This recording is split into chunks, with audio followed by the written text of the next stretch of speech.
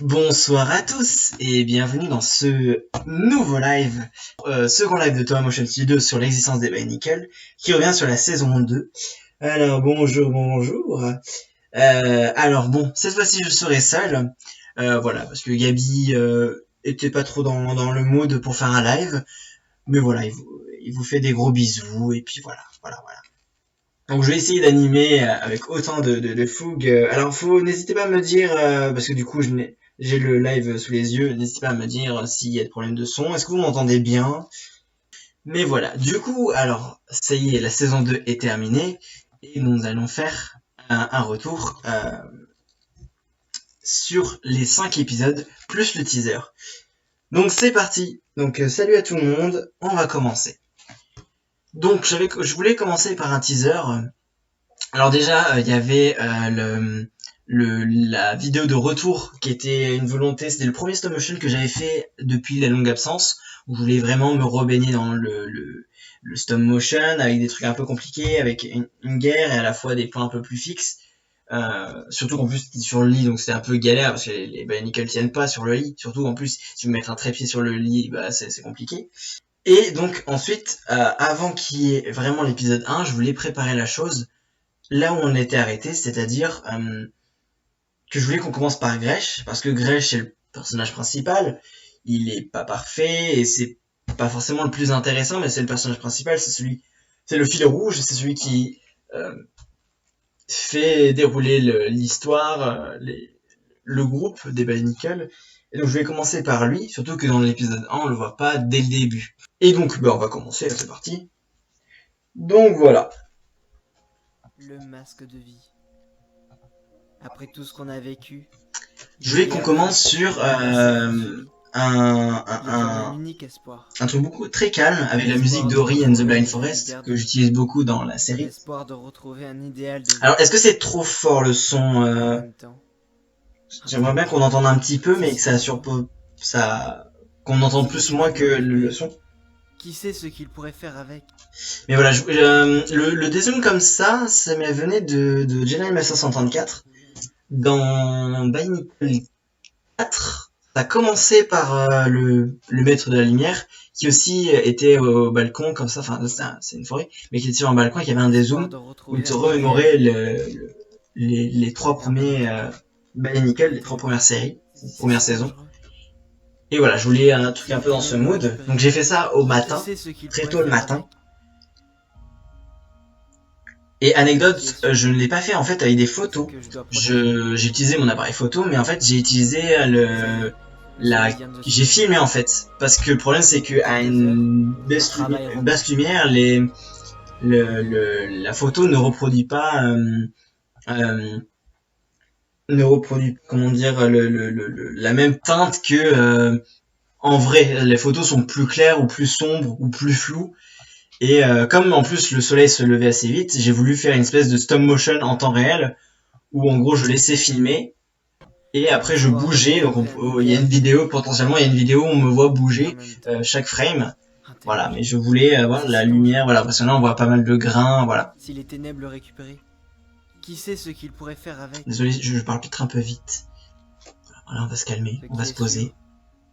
C'est que je dois protéger mon... Et j'aime beaucoup ce début, et quand j'ai vu les commentaires sur ce début, en plus il y a la musique qui fait dans quelques heures, le travail reprend. Que l'émotion monte et l'espèce de nostalgie, parce que c'est le thème d'Ori and the Blind Forest, il a beaucoup été utilisé dans la première saison, notamment à la fin quand ils sont dans la forêt. Et voilà, quand il y a le titre, j'ai voulu trouver un nouveau logo, parce que le logo de la saison 1 c'était un truc assez classique, assez banal. Là je voulais vraiment une police avec une teinte, et j'ai réussi à me dépatouiller pour qu'il y ait une espèce de reliure autour, mais un peu informe, un peu irrégulière, avec voilà des effets un peu de lumière. Ça s'est fait sur mon logiciel de montage, et j'en suis assez fier. Voilà. C'est pour ça qu'il est réutilisé à chaque début d'épisode.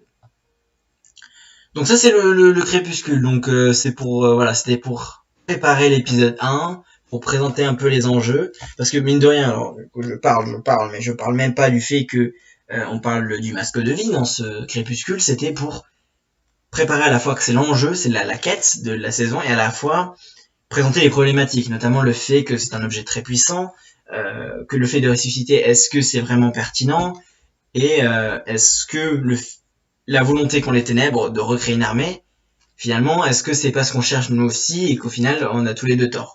Voilà. Parce que je voulais... la quête du masque de vie, je tenais à la faire, parce que c'est un truc assez classique des histoires Bionicle, mais à la fois on peut vite partir sur des morales assez douteuses sur le fait de ne pas accepter la mort, que c'est plus facile de ressusciter les gens, et voilà, et surtout qu'il n'y a pas d'enjeu vu que tout le monde peut revivre, voilà. Donc, est-ce que ça va pour vous? Je ne vois pas de nouveaux messages, je refresh quand même au cas où. Mais voilà, donc ça c'était pour déjà il y avait pas mal de choses à dire sur ce début. Donc on va continuer avec l'épisode 1, c'est parti. Donc le générique, alors du coup le premier générique de la saison, c'est le générique de la fin de saison 1. Parce que le principe de ce générique c'est d'avoir une musique... Bonsoir à tous, bonsoir à tous.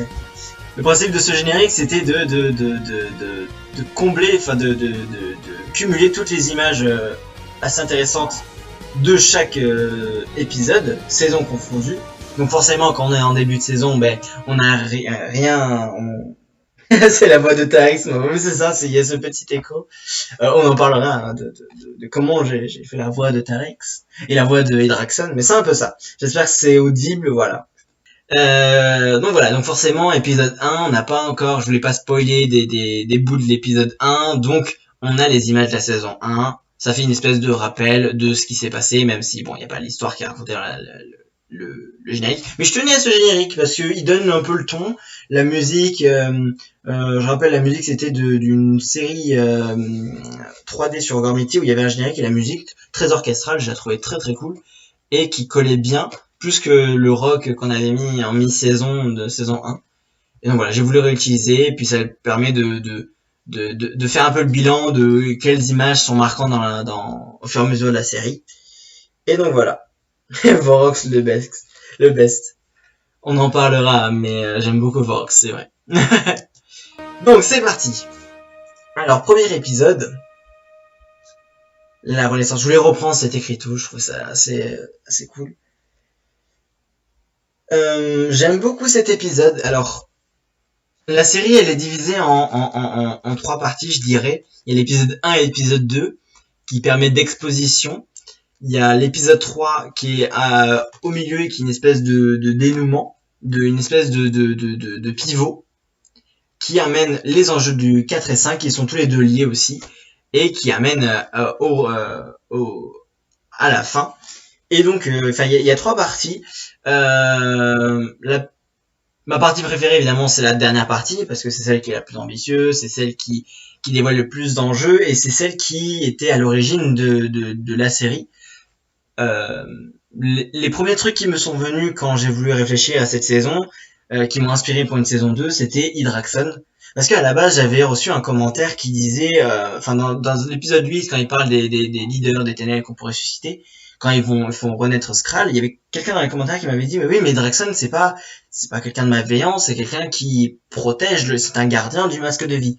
Et ça m'a beaucoup inspiré pour une espèce de malentendu, de quiproquo où en fait les ténèbres, ou en tout cas les leaders qui sont en haut, pensent que c'est audible, voilà. Ah, pardon. Et ça m'a beaucoup inspiré. Putain, oui, c'est vrai que j'ai une voix de robot. Désolé. Hein. Et donc je trouve ça intéressant qu'en fait les leaders, ceux qui font ressusciter les autres leaders, en fait, font ressusciter une taupe. Et je trouve ça intéressant de reprendre la mythologie d'Hydraxon, la réadapter évidemment, de ce gardien qui protège le masque de vie et qui se fait passer pour un leader des ténèbres, jusqu'à ce qu'il se fasse démasquer. Du coup, c'est assez drôle.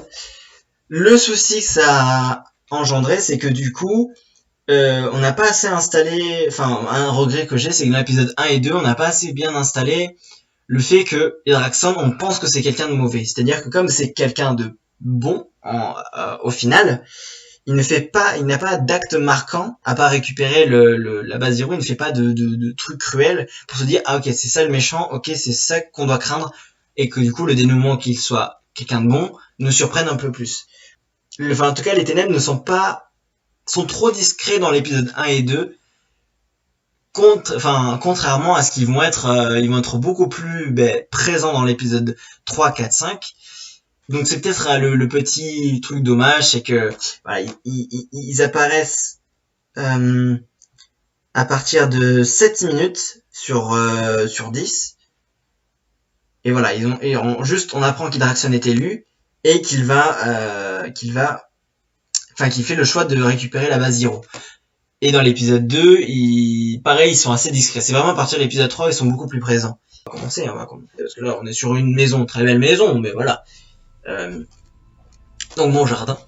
Même si on commence par une scène qui met en jeu le masque de vie, la quête par les ténèbres et Krika en gardien.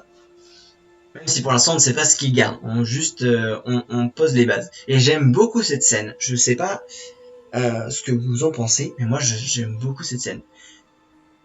Déjà elle commence assez calmement. Et là, petit sondage, Krika dit il est de retour. Vous pensez à quoi? Et surtout que le titre de l'épisode 1 c'est la Renaissance. Dites-le dans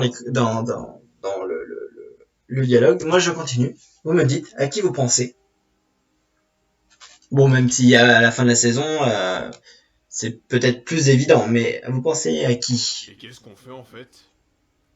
Pour voir si c'est assez limpide. Voilà, c'est juste pour savoir si c'est assez clair ce que je raconte. Du coup, voilà, scène avec les Piraka. J'avais très envie de faire une scène avec les Piraka. J'aurais bien voulu en refaire une autre, mais du coup j'aime beaucoup cette scène parce qu'elle a ça. Parce que ça fait très les vidéos de Watati qui ont beaucoup inspiré les stop motionnaires avec ces duels entre Piraka et Inika. Et du coup, ça fait plaisir de faire vraiment une scène de Piraka, en plus contre un Mystica, contre Krika. Avec la musique de Warcraft, le film. Tout simplement juste pour rappeler les moods un peu de la saison 1. J'ai voulu essayer avec cette saison 2 de changer un peu le registre des musiques, qu'il y a des thèmes qui reviennent, mais qu'on ait vraiment une nouvelle bande sonore avec des thèmes un peu nouveaux.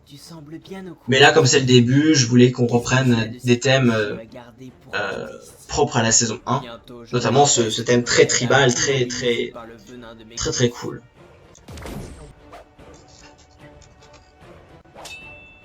Et voilà, je suis assez content de cette scène. Aussi, ça me fait penser, j'avais voulu reprendre un peu le mood d'un autre stop motioner qui a supprimé ses vidéos, c'est bien dommage. Gordon, qui faisait Bionicle Tail, et qui avait comme fil rouge de la quête du masque, et qui faisait souvent des scènes avec des Piraka, notamment dans son jardin, où c'était très cool. Voilà, il y avait des bastons un peu comme ça. Voilà. Donc, première scène que j'ai réalisée de la série. Ça m'a permis de me remémorer le stop motion, parce que ça faisait un petit moment que je l'avais pas fait. Voilà, et aussi, je voulais rappeler un peu un truc assez récurrent, c'est que les ténèbres peuvent ressusciter grâce aux sorciers. Que si tu les tues, c'est pas très grave, ils reviennent. Pour le moment en tout cas, tant qu'il y a un sorcier, ils peuvent revenir. Et donc ça rajoute à cette pression de Krika qui est un peu harcelé par les ténèbres qui viennent tout le temps le voir pour lui soutirer des informations. Et il y a ce double tranchant, jeu de mots, avec Krika qui du coup est persécuté, alors que dans la saison 1 c'est quand même un personnage méchant et qui semble quand même être un peu épuisé. Enfin, je voulais, sans trop dévoiler, je voulais qu'il y ait ce truc un peu épuisé, sans révéler le fait que c'est un gardien et qui fait ça pour protéger les gens du masque. Donc, en première scène dans la forêt, alors, les scènes dans la forêt, la première que j'ai tournée, je crois que c'est celle du crépuscule, si je dis pas de bêtises. Et voilà, je voulais qu'on profite bien de ce décor qui était un peu compliqué parce que c'est un peu loin de chez moi. Ça va, tout est relatif, mais avec un gros sac avec plein de Bionicle et Hero Factory, c'est un peu fatigant. En plus, c'était l'été, du coup, il y avait des bestioles de partout. Mais voilà, ça me faisait plaisir de retourner à cet endroit parce que c'est un décor très chouette. Et c'est là qu'on avait laissé nos héros. Ça fait partie de nous. Même s'ils y restent finalement pas très longtemps. Dans plusieurs éléments. Quand ils Donc, deviennent- donc petite scène, un peu d'exposition, un peu dans des bâtiments comme ça. qui Et oui, voulait conclure en fait l'arc de la saison 1, la relation entre les Bionicle et les Hero Factory, qui a été très sous tension. Une forme de village avec des repères pratiques sans dénaturer les lieux. Ah, pardon, je regarde Assurance Vie. Euh, Assurance Vie des Ténèbres. et ouais. Ah oui, du coup, la réponse, il est de retour, c'est Hydraxon. Voilà. Il est de retour parce que, on le sait pas encore, mais ils ont un lien parce que ce sont tous les deux les gardiens.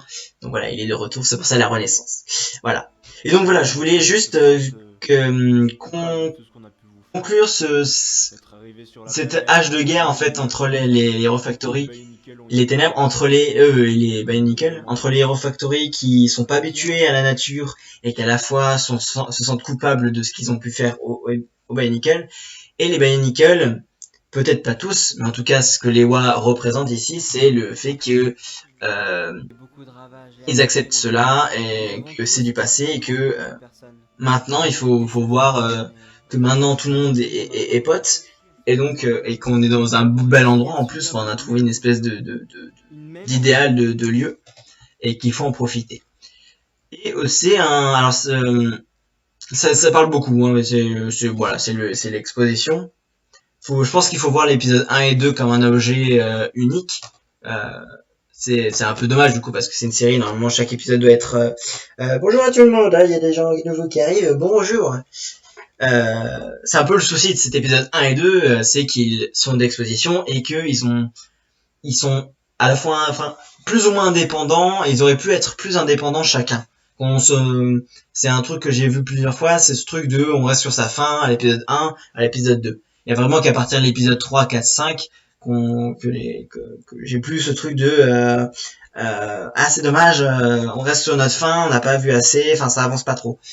C'est parce que l'épisode 1 et 2 sont un seul vraiment épisode, c'est comme s'il y avait 4 épisodes avec un gros épisode d'exposition. Du coup voilà, et c'est cette exposition aussi il y a des dans les dialogues, si vous écoutez bien,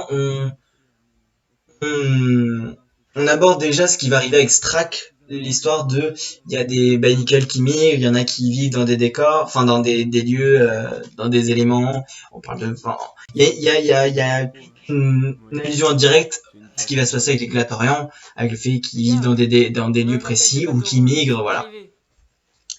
Et tout le passé, le passé des Hero Factory. De la végétation un peu partout, mais rien à signaler. Donc enfin, on a nos héros.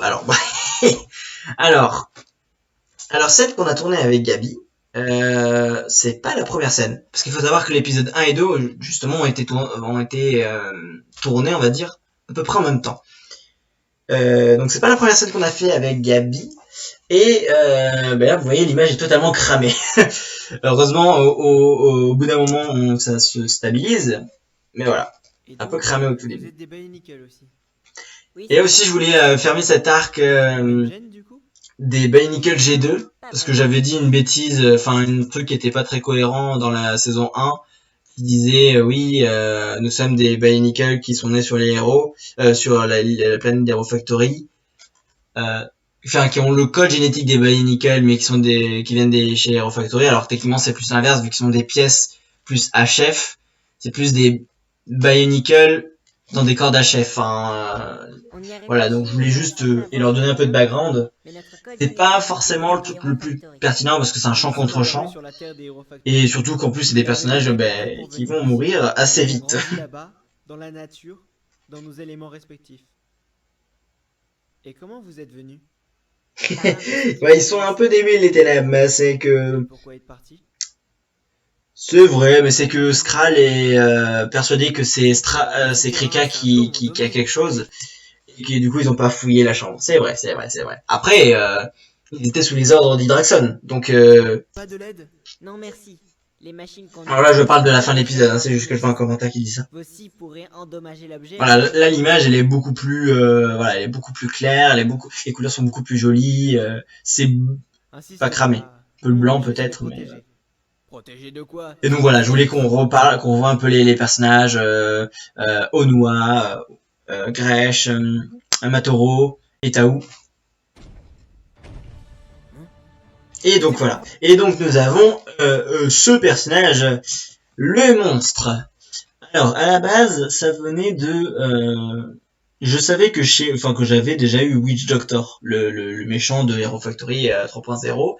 Et donc je me suis dit que j'avais envie de le reconstruire avec les pièces qui me restaient. Et j'ai finalement réussi à le construire à peu près. Il n'y a pas toute toute la structure du ventre qui est assez complexe dans le set original.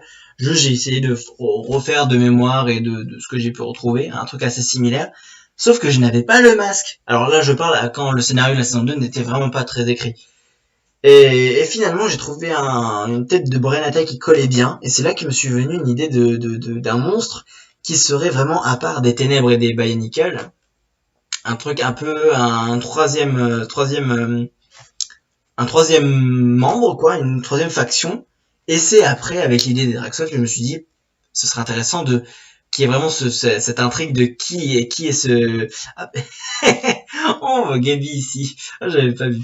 Voilà, c'est le petit caméo. Et finalement, c'est assez rapidement, je me suis dit, ce serait pourquoi pas... qu'il y aurait cette intrigue de qui est ce monstre. Il est vraiment très dangereux. Est-ce qu'il fait partie des ténèbres? Parce que là, on sait pas encore. C'est vraiment dans l'épisode 3 qu'on se dit, ah, mais il est même contre les ténèbres.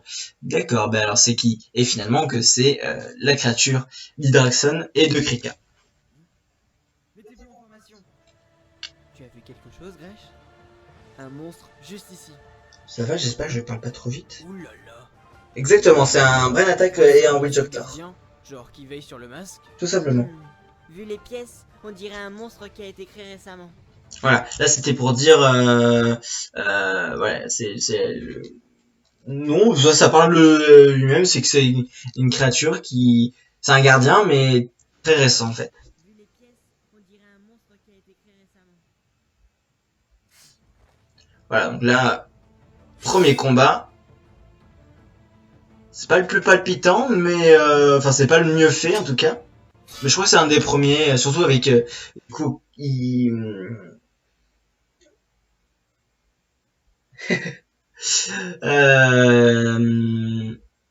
c'est que c'est assez compliqué de faire du stop motion avec, surtout dans les broussailles avec le monstre. Du coup, on va l'appeler le monstre parce que il tient assez difficilement debout. Alors, ceci, c'est le résumé de Bionicle G2. Ils sont arrivés, ils sont repartis. C'est le résumé des sets de la série Bionicle G2 dans l'histoire de Bionicle. Non, voilà, c'est que vraiment je savais pas trop quoi faire de ces personnages. Il y avait déjà beaucoup de personnages et en même temps ça sert à montrer la dangerosité de ce monstre qui va être accumulé dans les 3 premiers épisodes où c'est vraiment un monstre assez dangereux qui peut tuer assez facilement des gens. Et donc Noparu, toi et Nika, présenté dans la saison 1, qui est mystérieux. Alors je vais pas trop faire un brin ténébreux, mais voilà, c'est... Il est parti. Mais il présente des thèmes, le thème du masque de vie, il faut savoir où il est pour le protéger, pour qu'en fait on ne l'utilise pas. On pourrait se dire qu'il le cherche pour ses besoins. Et d'ailleurs, dans l'épisode 2, on en reviendra. Il explique justement qu'à la base, il avait cherché une première fois pour ça, mais que finalement, quelqu'un l'a résolu.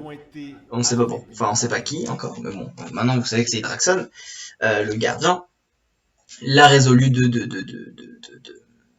ne pas utiliser ce masque, et que finalement, il est devenu lui-même une espèce de pseudo-gardien, c'est-à-dire qu'il aide Hydraxon tant qu'il était pas sur Terre. On reviendra là-dessus, je sais pas si c'était très clair. Notre nouveau leader, renaissant de nos... Tu sais que tu me rappelles un peu Attends, ton style me rappelle un peu celui de Jedi Master 54. Alors, la volonté première de cette série, c'était de rappeler, à la fois faire quelque chose d'original et de propre, mais à la fois de rendre hommage à tout ce que j'ai aimé dans Bionicle, que ce soit ce qu'a fait Lego comme les stop motion. Donc il y a cette volonté de pas partir forcément dans un truc trop sérieux, d'avoir des moments sérieux quand même, mais d'avoir quand même ce côté un peu feel good, un peu amateur, tout en se refusant pas à de l'ambition, à des combats assez, un peu plus vénères, et à une qualité d'image et de montage un peu plus pro que... Je voulais pas faire un truc purement passéiste de « Ah, c'était mieux avant ». Mais voilà, je voulais quand même rendre hommage, et surtout, je me suis dit, mettre un peu du mood de les old school, un peu de l'époque, dans des trucs un peu plus modernes, ça pouvait donner un cachet un peu mixte et un peu intéressant. Et du coup, il y a beaucoup d'hommages, je vais pas tout le temps les faire, mais par exemple, voilà, le teaser, c'était un hommage à Jedi Master 124, le combat au début, c'était Watati, c'était Gordon. Alors, attends, du coup, je continue les messages. Donc voilà, il y a beaucoup d'hommages. Je voulais pas que ce soit que des hommages, voilà, proposer des trucs propres avec des personnages qui m'intéressent personnellement. Et voilà, c'est bourré d'hommages, donc bon, ça me fait plaisir quand on dit, ça me fait penser à les vidéos de l'époque. Voilà. Moi aussi, je trouve... La communauté Lego américaine préfère les Bionicle. Ils détestent les Hero Factory car ils ont remplacé Bionicle. Alors moi, c'est un peu mon avis au début, hein, quand Bionicle a été remplacé par Hero Factory. Vraiment au début, j'étais en mode quoi, mais c'est moche, machin truc. Et finalement, enfin, c'est la nouveauté, c'est qu'après quand on a vu les 2.0, on a fait ah mais ils sont moches, ils ont des têtes horribles. Puis après, je pense que la saison, enfin le 3.0 a mis tout le monde d'accord, parce que ça rappelait un peu Bionicle avec la jungle et tout. Et qu'après, les Hero Factory sont devenus assez populaires, en tout cas en France, du coup, de ce que je vois. Et puis il y a eu l'influence de Master Raker qui a revalorisé quelque part, en tout cas dans le stop motion, les Hero Factory. Il y en a eu d'autres, hein, mais c'est le plus influent parce que c'est le plus connu. Et d'ailleurs, quand je fais des scènes un peu Hero Factory, c'est une des premières influences. Quand c'est Bionicle, c'est plus Jedi Master 134 ou Lego ou d'autres stop motionneurs, mais voilà, Master Raker, c'est vrai que pour Hero Factory, c'est une grosse influence. Il y en a d'autres, hein, forcément, mais voilà. L'humour, c'est bien, c'est ce qu'il manque à d'autres. Ben oui, ben c'est souvent que ça part du fun et du simple, du feel good pour aller dans un truc plus sérieux. Ça se fait souvent et c'est pas forcément un mal. Et moi j'aimais bien cet entre-deux, voilà, qui fait que ça te fait du bien de revoir les épisodes. Ils se regardent tranquillement, ils te met, enfin voilà, et en même temps t'as des enjeux assez importants, des personnages, voilà. On va continuer. Je laisse l'épisode de toute façon. On arrive à la fin. J'ai deux questions. Quel âge as-tu? J'ai 19 ans, bientôt 20. Oh mon dieu, je suis vieux. Et est-ce que tu connais l'histoire des Bionicle, les BD, les livres? Alors je me suis du coup un petit peu intéressé pour l'histoire d'Hydraxon, tout son passé, quand il était, alors je sais plus le nom du set, mais quand il était le petit bonhomme jaune, le petit Bionicle jaune. Mais sinon non. Et j'ai aussi, je me suis intéressé à la mythologie un peu d'Éclatorian. J'ai vu le film de 2009 qui est sympathique mais sans plus. Mais je voulais ça, enfin ça m'intéressait quand même pour ne pas dire trop de bêtises. Mais sinon, non, voilà, c'est vrai, ce qui me fascine avec les Bionicle, c'est surtout les stop motion en vrai. Qu'on peut faire nous physiquement, Et au fait, qui même si je trouve la mythologie très très cool. Je suis Nuparo, un Toa Nika. Merci de nous avoir aidés, mais que fais-tu ici? Je cherche comme vous le masque de vie. Ah bon? Là, cette scène a révélé une problématique qui est propre à la série et qui fait pas l'unanimité. C'est le fait d'avoir qu'une seule voix pour faire tous les personnages. Là aussi, c'était c'était une question pratique parce que j'avais envie de faire un truc un peu perso, mais il y avait aussi cette volonté un peu amateur à l'époque, ça arrivait qu'il y ait des collabs. Jedi Master 134, ça lui arrivait d'aller chez Bionicle du futur et Gordon ou inversement.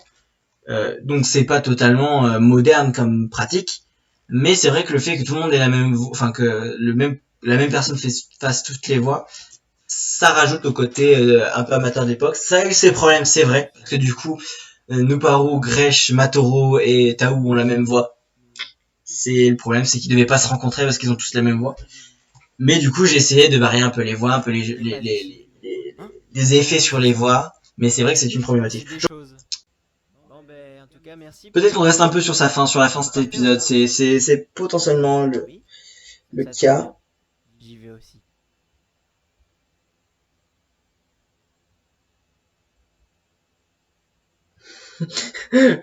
Nous parons, je suis noir et j'ai des pics dans le... Donc je suis cool. Bonsoir à tout le monde, il y a des gens qui arrivent. On est combien? On est 9, c'est pas mal. Nous allons 10, on est 10, attention. Faisons de cette base notre sanctuaire. Voilà. Musique de Dracula de Coppola. Ouais. Peut-être... bon, après, toutes les musiques sont dans la description. Est-ce qu'il y a des musiques? On avait le retour de Ori... and the... merde, c'est le deuxième, je sais plus. Machin Wisp, je suis nul en anglais, désolé. Mais de toute façon, tous les noms des musiques sont dans la description. Et du coup, je trouvais ça intéressant de plus utiliser des musiques. Quand je voulais reprendre les thèmes d'Ori, de prendre celle du deuxième jeu. Comme il y a ce truc de diptyque, je trouve ça intéressant qu'on sente dans le mood qu'on reprend pas les musiques de la première saison, que voilà. On t'entend toujours mal, c'est nickel. Du coup, j'ai essayé de varier un peu les voix. Ouais, c'est... Bonjour, je suis Tarix, bonjour. Donc, on a enfin une nouvelle image dans le générique. Voilà. Celle des pieds du monstre. Parce que je trouve ce plan très très cool. C'est vrai que le générique se résume à mettre tous les plans cool. Mais voilà, c'est pour me faire une espèce de... Dès le début, tu tombes sur un épisode de pif, tu fais ok, c'est ça l'univers, ok, c'est ça les images qu'on peut avoir dans la série, voilà. Le foyer menacé. Rien du tout. Donc dans la continuité du premier épisode, il y a même des scènes qui ont été tournées Le masque n'était pas chez lui. en même temps, enfin il y a pas mal de scènes qui ont été tournées en même temps, voire avant l'épisode 1, donc Je suis sûr qu'il sait ça quelque dépend. chose. Il semble être bien au courant. Donc là voilà, ça fait partie des scènes qui auraient pu être un peu plus développées sur ce qui se passe chez les ténèbres. Parce que là on a juste un Hydraxon très mystérieux, qui dit rien, qui dit faut s'occuper des Nickel, mais Krika on le laisse de côté. Ce qui fait que voilà, c'est tout ce qu'on a, et un plan sur Skral à un moment donné. Et c'est vrai que c'est assez léger pour présenter nos ennemis. Mais c'est vrai que du coup, enfin, c'est remplacé par après je réponds à ta question. Michel Lascaux. C'est que du coup, on a plus de place pour le monstre qui lui, par contre, lui prend toute la place littéralement. Il est dans 3 épisodes la menace principale. Ce qui est bien à la fois, j'avais très peur de ça, c'est que du coup, on se dit que ça va être le centre de l'intrigue, alors que dans l'épisode 4 et 5, on se tourne vers autre chose, et qu'il est vraiment mis de côté, à partir de l'épisode 4. Même s'il il continue dans cette idée de il faut protéger le masque, mais on s'en rend pas compte tout de suite il existe pour ça. Donc j'avais peur, voilà, que le fait qu'il meure d'un coup dans l'épisode 4, on se dise ah d'accord. Mais en même temps, ça permet que Touma, on se dise ok, alors on a eu un ennemi ultra dangereux, ultra puissant dans l'épisode 1, 2, 3, et bien on a un autre méchant qui tue ultra facilement ce monstre. Donc ça aide Touma, mais voilà, j'espère que ça posait pas problème dans ce truc de on change d'enjeu, on change de problématique d'un coup. Alors, j'ai pas vu. Quel est ton personnage Nickel préféré? Alors bon, il y a Gresh. J'aime beaucoup Vorox aussi. Est-ce qu'il y en a d'autres? Je réfléchis. Ben, c'est souvent ceux que je mets en avant dans la série. Globalement, j'aime beaucoup les Glatorians, hein, que ce soit les six principaux, que Touma, que Fero et Skirmix. J'aime beaucoup Fero et Skirmix. Et j'aime beaucoup les Piraka aussi. Voilà. Sans préférence particulière. Alors, attendez, désolé, je suis très peu pro. Et il te manque des anciens sets. Oh, il m'en manque beaucoup des sets, je sais pas de quoi tu parles. Particulièrement, en tout cas.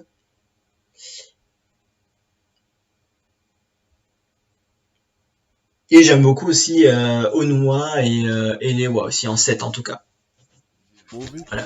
Pimetus, c'est la mascotte de la série. Mettez-vous en position de combat. Yo, Paraka. Du coup, scène dans la forêt que j'aime beaucoup. Voilà. Je trouve que la lumière est assez jolie. Enfin, avec le soleil, enfin, il y a des belles images. L'action, je trouve qu'elle est... Enfin, je suis assez content de ce que j'ai fait. Je pense pouvoir me soulever. Et puis là, on voit vraiment la menace de ce monstre qui fout la pagaille dans ce petit coin paradis. On ne pourra pas l'affronter. On risquerait de se mettre tous en danger. Voilà, je trouve que vraiment les images et les soleils ça rend super bien. Voilà. Mais c'était compliqué parce qu'en plus Je le retiens. bouffé par les bestioles, j'ai dû prendre de l'insecticide, enfin pas de l'insecticide, de citronnelle parce que les moustiques, c'était vraiment juillet je crois. Ici. Voilà. Et les bruits du monstre, c'est des bruits de T-Rex. Voilà.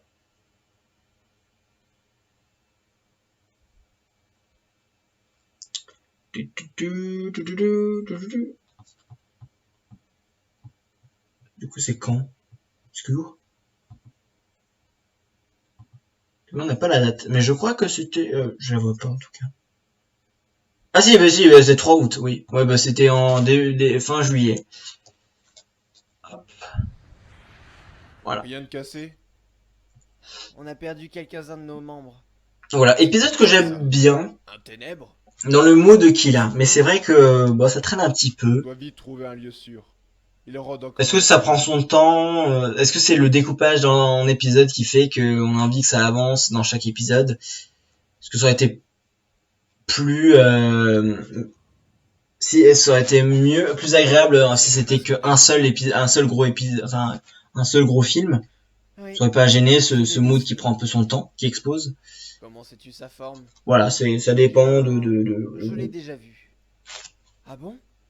Une fois, je l'ai Pourquoi trouvé. je vois des Le no? gardien me l'a retiré des mains avant que je le mette. Selon lui, le masque ne doit Bon. pas être utilisé. Que son pouvoir est Du coup, là, on a la Nuparu qui, du coup, Et dit depuis indirectement... avec le masque, C'est toujours le piège, c'est que t'as peur de dire trop ou de pas dire assez, enfin que ce soit trop flou ou pas assez. moi, je sais où il se trouve. Voilà, là, clairement, ce qui est arrivé à Nuparu, c'est que Hydraxa, enfin, il a cherché le masque de vie pour ses propres besoins. Il est tombé sur Hydraxon qui protégeait le masque, et il lui a fait changer d'avis. Et maintenant, il veut retrouver le masque, mais surtout le gardien, pour lui dire qu'il a compris, Oh, et qu'il veut l'aider. oui. Et d'autres de notre équipe. Psst, Grèche, il y a le monstre là-bas. Et donc là, tout le groupe se réunit. On fait toujours maintenir le mystère. Alors, est-ce que ça traîne ou est-ce que c'est... Mais du mystère, c'est mystérieux. Oui. Avec Son notamment village a été attaqué. ce On a monstre, perdu on sait quelques pas d'où il membres, vient. Mais la majorité est en vie. Et je trouve ces images très très belles. La forêt Et dans n'est pas les herbes, un avec le monstre. soleil, ça aurait pu On être pourrait très revenir. bien, très très cramé, mais je suis assez content de ce que ça rend. Et la base. Avec le flou en plus. Quoi? Et la profondeur de champ. Bah oui, notre ancienne base. Elle pourrait nous protéger. Si, c'est très galère dans l'herbe. C'est là, ça allait finalement. Ténèbres. Mais quand on était sous les arbres, c'était compliqué. Et si on tombe sur eux, on les défonce. Surtout en été, enfin là, du coup, là, je cramais au soleil. Hein. Mais voilà, je suis assez content du...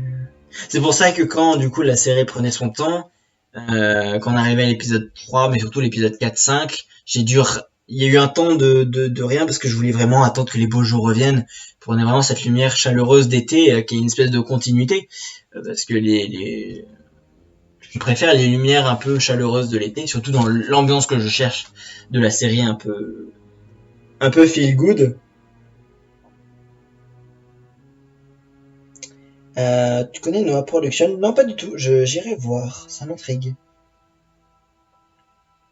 Merci beaucoup, Lévi. Et je ne connais pas Reviving of Bionicle. Je connais pas. Mais j'irai voir. Et du coup, voilà, il y a cette scène de je suis méfiant pour pas faire que des dialogues, mais pour comprendre que Krika, que Skral a des méfiances envers Krika et qu'il prépare quelque chose. Mais c'est un peu maigre, voilà. Il aurait fallu une petite scène en plus, voilà. Alors, sinon, quelles étaient les scènes les plus chiantes à tourner? Bonne question. Parce que j'ai souvenir là comme ça de la forêt là, Je crois qu'il y avait plus compliqué. Ben, le combat de fin, c'était de l'épisode 5, c'était très long. Mais si j'ai continué jusqu'au bout, c'est que ça allait. Mais c'était assez long. Scène qu'on a tournée avec Gabi. Première scène qu'on a fait avec Gabi. Voilà, on n'a pas fait beaucoup de scènes avec Gabi parce que voilà, quand on se voyait, c'était plus intéressant de se voir pour se voir. Oh, explode Egorast. Rien de très dangereux. Mais voilà. Et bonjour à Gabi qui est parmi nous. Voilà, bonjour, bonsoir plutôt.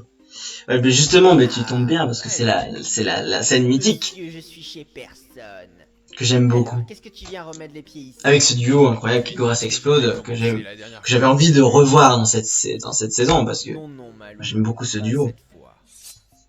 Le gars qui veut bien faire mais qui est blasé de tout et l'autre qui a envie de rien faire et qui Aïe, lâche-moi. est ultra expressif. Hein. Je trouve que le duo marche bien. Ok. Gabi, c'est une personne qui m'a aidé sur les tournages, sur certains épisodes, surtout l'épisode 1, 2 et 3. Voilà, et qui m'a soutenu, qui a suivi les épisodes, le scénario, qui m'a fait des retours, voilà, ça fait plaisir. Tu me fatigues. Ils ont Voilà, la et base. cette scène, on l'a fait ensemble et c'était Ils très sont au rigolo. courant pour le masque de vie. Mais quel intérêt ils auraient Avec la musique de Plants vs Zombies. Voilà. C'est louche. Qui résume bien ce côté un peu mystique et à la fois feel good, voilà. Essayons quand même d'entrer discrètement. Qui d'ailleurs, j'ai une autre musique de Plants vs Plants contre Zombies 2. Il y en a une autre que j'utilise pour Bionicle Archive, pour le D'ailleurs, générique. on nous refile toujours les tâches les plus chiantes. Abruti. Voilà. Donc c'est vrai que l'épisode finit assez rapidement. C'est pour ça que c'est un gros épisode de 17 minutes en fait. Parce que... Ou de 16 minutes. Parce que le problème c'est que je ne pouvais pas... Ce qui aurait été une autre possibilité, c'est que de prendre un petit peu du combat de l'épisode 3, d'un peu mâcher sur l'épisode 3. Mais... Le problème c'est que l'épisode 3, le combat au début, bon, on va commencer l'épisode 3, c'est parti. L'épisode 3 en fait il bifurque dans le dénouement, dans le pivot de la série, où tout se démêle un peu et à la fois s'en mêle davantage. Mais ce qui est assez drôle, c'est que le hasard du montage, c'est qu'on a Explode et Gorast, après on a Gorast, et après on a Explode. J'ai pas fait exprès. Mais voilà, c'est que je préférais qu'on ait vraiment deux épisodes assez légers, 1 et 2, qui présentent l'univers, voilà, et qu'à partir de l'épisode 2, le scénario commence vraiment à partir dans ce qui va orienter le reste de la série. Mais voilà.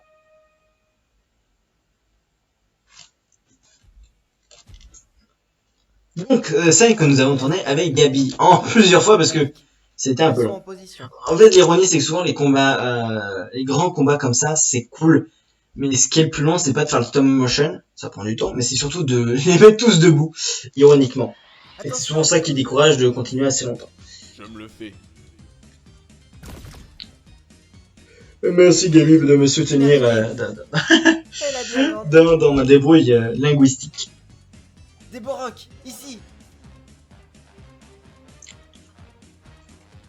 Donc voilà, donc là, comme l'épisode allait partir sur beaucoup de scénarios beaucoup plus sérieux, sérieux entre guillemets, parce que il y a plus de sérieux comme histoire évidemment, mais un truc moins comique et moins joyeux. Je voulais une petite scène très nostalgique, très 2009 quoi. C'est vraiment musique de l'époque, enfin musique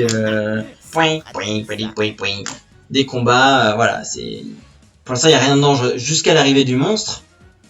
Non, même jusque là, hein, parce que là, il y a Nuparu qui repère Hydraxon.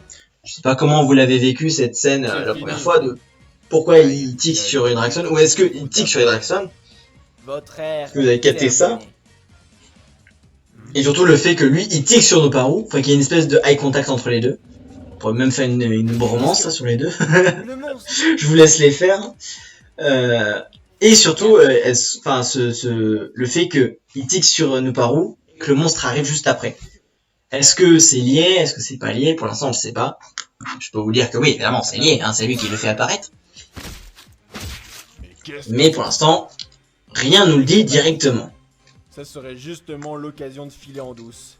Bonne idée. Vite. Sale bête, lâche-moi!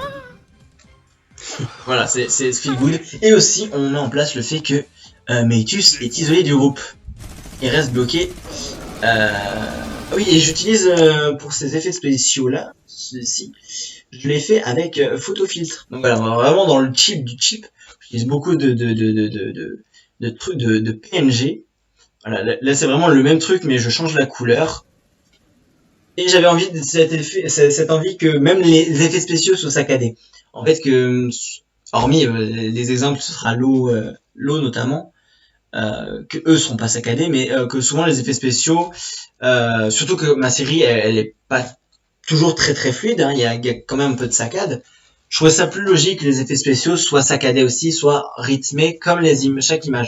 Wow. Très résistant. Voilà. Et puis c'est plus pratique à faire, c'est vrai. Alors ça c'est rigolo parce que ça a été tourné, tout ce combat il a été tourné le même jour, en 2 fois, mais cette partie-là en tout cas en même jour. Ce plan c'était beaucoup plus tard et c'était avec Gabi. Voilà. On l'a fait avec une petite scène après. Pourquoi Edraxon là a les yeux rouges? Alors d'ailleurs pour savoir comment j'ai fait l'effet, j'ai pris les yeux de Piraka parce que les Piraka vous voyez ils ont des petits trucs rouges. Et du coup, j'ai voulu, comme on l'utilise pas pour les Piraka, je me suis dit ça peut être intéressant pour Edraxon, pour qu'il fasse apparaître enfin qu'on voit qu'il repère quelque chose, donc nous par où, et qu'il fasse apparaître le monstre. Mais là, on le sait pas directement, on se dit juste, il est un peu louche. Aussi sont partis. Et lui, il tique sur les héros qui sont partis, plus que sur le monstre. Et donc voilà, et donc le plan de la porte, on l'a tourné en même temps que cette petite scène avec Gabi. J'en ai fait vraiment 4 plans et après on s'est dit bon bah on va faire autre chose. Parce que le stop motion finalement c'est cool, mais c'est vrai que seul ça va plus vite. Voilà, et puis justement à 2 on est plus là pour débriefer, voilà, pour parler d'autre chose. C'est comme s'il suivait. Attendez. Et là aussi on met du mystère de ce monstre, mais quel est ce monstre? Vraiment on insiste pas mal sur le monstre, hein. Vite. La pauvre Métus. Là pareil, alors pour ceux qui étaient pas là au début, j'avais expliqué que la scène du crépuscule au tout début où il y a le lever de soleil, je l'avais fait en filmant en fait. J'avais pas fait des photos parce que c'était trop sombre, j'avais filmé, j'avais fait le stop motion en temps réel et après c'est moi qui faisais des captures d'écran. Mais là je l'ai refait parce que vraiment c'était sombre sous l'escalier. Là justement on voit en photo, il y a une variation de lumière et en plus enfin ça fait des images moins belles et moins proches de que je voulais déçu d'avoir perdu. Voilà. Encore. Parce que aussi je voulais pas trop modifier la colorimétrie pour faire vraiment un côté là encore un peu amateur mais Nous avons bien épuré du stop motion, pas trop sophistiqué parce que ça colle pas au ton de la série. Un personnage meurt, tu gardes le mock. Il y a la vidéo où il y a toute ma collection, vous voyez ce qui reste. Donc vous voyez il y avait beaucoup de personnages, enfin il y avait des personnages genre Taou, Nova que j'ai gardé. Il y a aussi des personnages qui sont pas dans la série que j'ai en fait. Mais comme je suis pas un grand moqueur, en général je les démonte plus maintenant. Voilà, à part si c'était pour faire d'autres trucs. Ou en général c'est en mode un personnage qui avait une épée sympa. Vu qu'il est mort, on lui prend son épée pour la mettre pour un ténèbre. C'est plus les ténèbres qui variaient. Mais les Bionicle, eux, ils restent vraiment leur set. Donc là, je voulais vraiment cette scène, c'était retranchant parce que on garde encore en tête quelqu'un comme méchant, comme quelqu'un qui a tué Taou, qui est cruel, qui est dangereux, mais qu'à la fois, peu à peu, ça se renverse avec les ténèbres qui sont beaucoup plus cruels avec lui, qui le torturent. Qui était déjà dans l'épisode 1, pour ce masque en fait. Qu'est-ce qu'elle cache? Le masque n'est pas ici. Voilà, j'aime bien ce personnage qui n'a pas de voix, mais j'aime bien son pouvoir qui était déjà dans la saison 1, dans l'épisode 3 de la saison 1 de télékinésie. Voilà, je me suis dit, petit temps de gloire où il soulève Krika, puis après il soulève la trappe, et il trouve ce masque. Voilà. Surtout qu'après on dévoile assez rapidement qui était ce masque.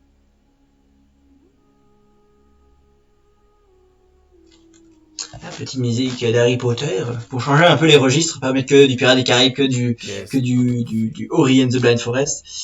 Voilà. Et donc là, pivot, il y a Hydraxon qui apparaît et qui discute avec Rika. Ils ont le masque de lumière. Alors du coup, moi, enfin, depuis le début, je savais tout, mais du coup, je serais curieux de savoir comment vous avez vécu chaque révélation de la série. Est-ce que vous étiez choqués? Est-ce que c'était en mode ah ok ou ah hein quoi? Mais voilà, on apprend que Krika et Hydraxon sont alliés. Nous partons avec eux. À toi de voir s'ils sont aussi malveillants. On sous-entend aussi le monstre, Moi j'ai arrêté depuis longtemps de faire mais on le dit pas directement. Mais le monstre est déjà révélé un peu qu'il est avec eux. des distinctions. Et voilà, il est mort de Krika. Je voulais faire quelque chose d'assez important, d'assez Repose en paix, Krika. Que joli. Matanui veille sur toi. Je suis assez content. Même si son côté un peu, c'est un mauvais personnage dans la saison 1, détonne un peu sur la scène. Voilà, j'en suis assez content. Parce qu'il y a ce truc c'est quand même quelqu'un d'important qui vient de partir. Sans qu'on sache vraiment pourquoi. Et on a vu Skral qui regarde tout depuis longtemps. Petite scène comique qui a été tournée à l'arrache. Je sens que ça se voit un petit peu. Bon, la lumière est un peu dégueu, mais voilà. Quoi? Petite scène comique, voilà, pour faire une pause, parce que là on a une scène un peu importante.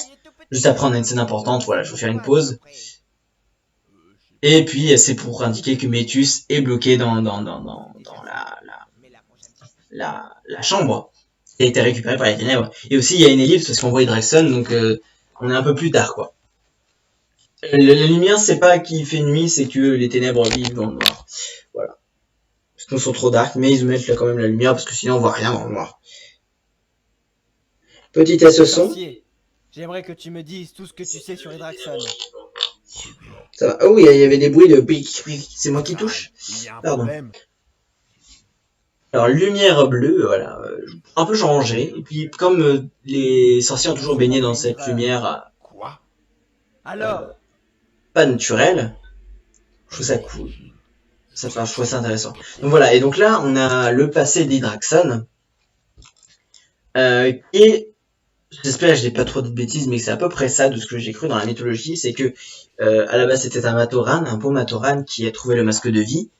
Ça va revenir dans l'épisode 5, donc l'oubliez pas, hein.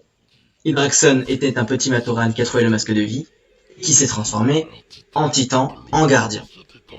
Ça reviendra dans l'épisode 5. c'est lui, Quoi? Qui donc? le titan, ancien Matoran, qui a un lien avec le Et masque. donc là on sous-entend que c'est une légende assez connue, que c'est un scénario comme une espèce de légende en fait, d'un Matoran qui est devenu un gardien, et il fait vite le lien avec, c'est le passé d'Hydraxon, donc c'est lui le gardien, et en fait c'est pas un ténèbre. Quoi? Et qu'en fait il s'est fait passer pour un ténèbre, et c'est là qu'on met un conflit entre... de nos maîtres dans le passé. Oh, j'aurais dû réviser son nom à lui. C'est le nom, il a pas vraiment de nom précis, c'est genre le nom du Vaki noir avec Neo par là devant, parce que c'est un mélange entre un Bionickel et un Hero Il est Factory. temps que je reprenne les rênes. Enfin, un Factory. Sorcier. Et du coup là on met le conflit et le fait que Saïk Skral reprend les rênes. Du coup le fait que ça a traîné un peu dans l'épisode 1 et 2 sous la gouvernance d'Hydraxon, c'est logique parce que du coup Skral il dit ok on va mettre la troisième, la quatrième, on va aller un peu plus vite, on va faire renaître Touma, on va tout dézinguer.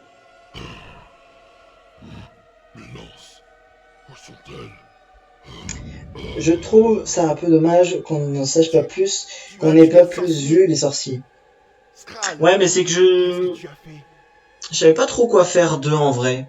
Qu'est-ce que tu Je trouve que as j'ai peut-être un peu du mal avec Bionicle G2, même si je trouve qu'ils ont été assez vite bâchés, et que c'est dommage. C'est vrai que je savais pas trop quoi faire avec eux. Bah c'est que en fait, même c'est que comme ils ressuscitent les ténèbres, ça fait le fait qu'ils sont dangereux les ténèbres parce qu'ils ne peuvent pas mourir, mais bah du coup, comme là, il y avait vraiment cet abandon de Skral, ok. Skral, ok, il fait sur table, il fait son dernier plan, le plan absolu, quitte à mettre en danger, en fait, alors qu'à la base Skral il est motivé par le fait de protéger son peuple, qui veut créer un peuple des ténèbres. Ironiquement, il fait renaître Touma et il met son peuple en danger, en fait. Alors là, cette scène, à la base, je devais la tourner pareil au crépuscule, mais ça prenait trop, enfin c'était trop compliqué avec mes horaires et tout, et voilà, avec mon rythme de vie. Donc, finalement, j'ai tourné de nuit et je me trouvais que ça rend bien avec les lampadaires. Mais je l'ai fait au téléphone. Ça se voit parce que la qualité est pas du tout la même.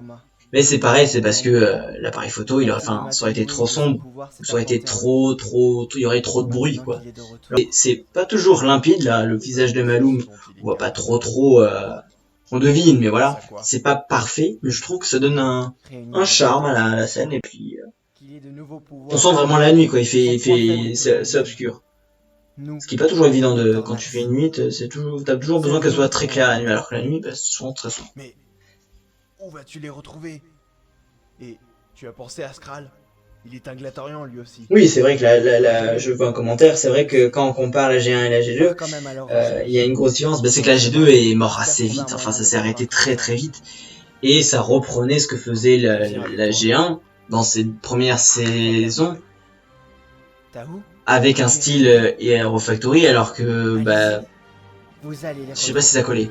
Oui, alors la musique de Star Wars, je me suis dit, allez, ça, ça rend bien, et la scène j'avais cette musique en tête.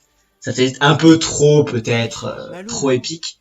Mais où est-ce qu'ils vont? Mais voilà, je trouve que c'est cool. Là, voilà, par exemple, ça c'est les Wa, ça c'est Unua, je vous laisse faire la différence. Ça c'est vert, ça c'est noir, ça c'est vert, ça c'est noir. Tout à fait. Ils vont juste chercher de l'aide. Qu'est-ce que tu as? Et donc là, du coup je parlais, là on met en place le fait que Touma est de retour, que les Glatorians ressentent son retour. Chaque Glatorian, que ce soit Skral, que ce soit Gresh, que ce soit Maloum, c'est pour ça qu'ils dorment pas, Gresh et Maloum qui sont réveillés la nuit, en plein milieu de la nuit, c'est qu'ils ressentent le retour de Touma. Comme Krika avait ressenti le retour du Draxon. Et du coup, je veux dire, donc il y a ça, le fait qu'ils sentent le retour et qu'il faut trouver une solution. Mais que c'est plus le même, qu'il est beaucoup plus dangereux. Mais que son point faible est toujours le même, celui des Tornax, donc les armes des Glatorians, donc ces espèces de boules avec des pics, qu'il y a que les Glatorians qui ont ça. Et je trouve ça intéressant qu'il y a cet enjeu de réunir les Glatorians, les 6, dont Skral, donc il y a cet enjeu aussi là, pour les battre. C'est-à-dire que tu peux te battre à l'infini contre Touma, il est invincible sauf face aux Tornax. Les armes des Glatorians, l'arme qui les bat... voilà. Alors c'est un truc totalement original dans le film et je crois pas dans les comics qui a besoin de ça pour le battre, mais je trouve ça intéressant qu'il y ait cette singularité dans la façon de le battre. Je connais le lore de Benicle ou juste les bases. Quelques bases sur ce que je me suis intéressé, donc là c'est vraiment la mythologie de Hydraxon et les Glatorians, mais vraiment... Ce que je disais, c'est que moi, ce qui m'intéresse beaucoup dans Bionicle, c'est un peu la mythologie et l'histoire de Lego, de l'industrie Lego, de comment ils ont réussi à produire les Bionicle. Mais vraiment, plus là, voilà, plus de ça, plus loin, non, pas trop. Voilà. Test son. La mythologie et l'histoire. Bon, je suis toujours Tarek, ça, je suis toujours Hydraxon, hein, bon. Je vais baisser un peu le son. J'espère que c'est clair ce que je dis. Donc 4e épisode. Donc là c'est vraiment ellipse temporelle. On est le 6 mars. Je rappelle l'épisode 1 c'était en juillet. Donc là on passe des... on fait le tour d'une année. Hein. C'est vraiment bon. On a connu pire. Hein. C'est vrai que l'existence des Bionicle, il y a eu des ellipses un peu plus longues. Hein, mais... Voilà, c'est comme je disais, c'est qu'il fallait attendre les beaux jours, le retour des beaux jours, et là, on voit les arbres un peu morts, voilà, ça c'est un peu gris. T'es sûr? Oui. Et voilà, et puis surtout, il y a la problématique de Vorox qui est à la plage, et vous savez qu'il y a eu le Covid et tout, donc c'était assez compliqué d'y aller. Aussi. Ce qui est ironique, parce que mine de rien, le Covid et le confinement, on en avait parlé dans le premier live, ça a motivé, à prendre le temps pour le stop motion. C'est ironique, ça a bloqué dans un second temps. Tarix. Donc peut-être des 3 Glatorians disparus. Donc Tarix, Strack et Vorox. Donc si on reconstruit un peu l'histoire, c'est que les Glatorians se sont notamment séparés avec l'arrivée des Hero Factory. pour un peu recoller les morceaux de ce que se raconte cet épisode, que Gresh, Tardouk et Maloum se sont réunis dans un groupe, que Tarix et Strack dans un autre, voire Vorox, je sais plus si c'est confirmé dans l'épisode, mais qu'ils étaient ensemble, mais que progressivement ce trio s'est séparé. Vorox est parti dans le désert dans son élément naturel avec son Agori, qui s'est fait tuer par les Hero Factory. Que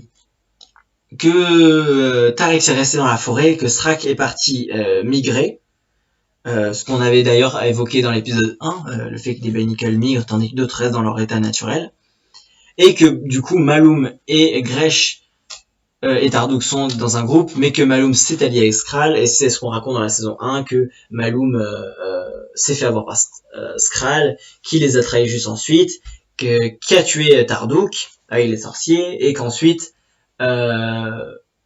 Maloum et Gresh se sont séparés, que Skral a été tué, puis a été ressuscité en milieu de saison, et donc voilà. Donc ça c'est un peu, j'espère que le lien entre les personnages, enfin l'histoire des Glatorians, c'est un peu ça, c'est un peu ce qui est raconté dans l'épisode. Gresh voudra nous réunir à nouveau. Donc Tarix, lui, c'est un peu le sage, d'ailleurs c'est moi, hein, vous l'entendez à ma voix, c'est totalement moi Tarix, salut. C'est le sage, c'est le raisonnable, c'est le guide aussi, hein, parce que c'est lui qui va guider, mine de rien, le trajet. Dès que Gresh a trouvé Starix, c'est Tarix qui va mener le chemin. Donc voilà, c'était comme ça que je voulais le différencier. Et il me fallait, pour pas qu'on ait le problème, Nuparu, Matoro, Gresh, Tahu, et je voulais qu'il y ait une voix un peu différente, donc cette voix un peu robotique, un peu Chaos Hydraxon. Qu'on le différencie, parce qu'on a Gresh qui a la voix un peu fluette, qu'on a Maloum qui a la voix rauque, qu'on a Tarix qui a la voix robotique, Strike qui a la voix éraillée, et qu'on a Vorox qui lui n'a pas de, enfin qui est muet. D'ailleurs, tu aurais pas une idée de où ils peuvent se trouver? Si.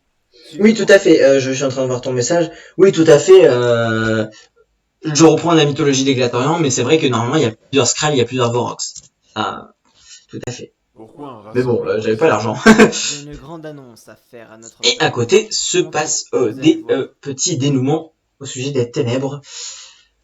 Vu qu'on continue dans le plan de Skral pour renverser le gouvernement, reprendre le trône et le partager avec Touma, en mettant face au peuple les mensonges d'Hyraxon. Tu t'assures qu'ils ne retrouvent pas les autres. Et petit caméo de Vorox et Skirmix, un set que j'aime beaucoup du coup, comme je vous l'ai dit, et qui fait un duo comique hors série avec des petites vidéos. Je voulais qu'il ait un petit rôle et ça servira pour la fin de l'épisode. Oui. Donc, au début de la guerre, il était avec moi. Donc deuxième personnage, Strack, qui lui s'est isolé dans un côté beaucoup plus urbain, totalement paumé à cause des guerres avec les Hero Factory. Quand il a besoin de quelque chose, il y va. Ils ont beaucoup. Et très énervé, très en colère parce que du coup il a été mis au courant que Tardouk a été tué et selon lui c'est le dernier Agori. Alors ça c'est pas raconté, je vous laisse imaginer, hein. Voilà, je vais pas tout vous dire là, voilà. Mais à un moment donné ils ont perdu Métus et du coup il a cru que Tardouk était le dernier Agori. Donc les petits Glatorians là, pour les Agori, c'est ça. Que fait Métus, que fait Tardouk. Et il en veut du coup à Maloum qui s'est uni avec Skral et qui était la cause de la mort de Tardouk. Mais c'est ce qu'il est en train de raconter là, du coup je paraphrase. Pardon, je fais trop pause. Ok. Ouais, déjà. Ça fait 1h20 qu'on est ensemble. Eh ben dis-donc. Arrête Strack. J'ai tué Skral. Voilà, en opposition avec le premier Glatorian qui lui dit ouais, bah d'accord, je suis chaud. Là, je voulais un personnage beaucoup plus dans la limite du temps de l'épisode. Je voulais un personnage qui est moins chaud, qui assume beaucoup plus son côté solitaire et son côté l'union des Glatorians, c'est fini. Tout en rappelant un peu le background de ce conflit entre les Hero Factory et les Binicle qui a semé un peu la pagaille dans les groupes. Et nous sommes même alliés maintenant. Chose qu'on avait du coup abordé dans l'épisode 1 entre les Bois et Vapour. Mais on a besoin de toi. Mais là qu'on rappelle. Les Glatorians peuvent affronter frontalement Touma. Qu'il ait des pouvoirs. Alors du coup oui, c'est assez expéditif, hein. Ils disent assez vite oui. Mais voilà, c'est la limite de la série. Nos agoris étaient notre raison de se battre. Pour que eux puissent... Peut-être que la quête des des gladiateurs peut se faire un peu Mais plus maintenant, tôt. ils ont tous été tués. Voilà. Bon. Dardouk était le Ça s'est fait dernier comme à ça. Pourquoi se battre maintenant? Je suis content quand même du passage. Métus, il est toujours en vie. Hein? Et puis pour cette tête là de Strack qui est très content que Il a Métus très soit en vite vie. été adopté par Voilà, je suis assez Bateau content de la scène. Et puis, il fait justement partie de notre groupe, à moi et ma... Ah oui, Tariq se perd souvent ses épines. C'est souvent, je tourne quelques plats, je fais mince, il avait pas ses pics. Ben on va les remettre. Et du coup pour avant, oh je les réincrusterai au montage et à chaque fois j'oublie.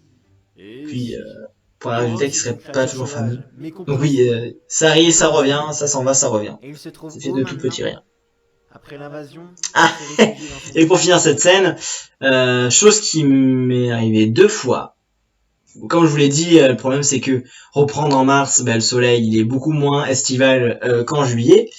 Et ben là, ironie, toute la scène je la fais dans le gris absolu.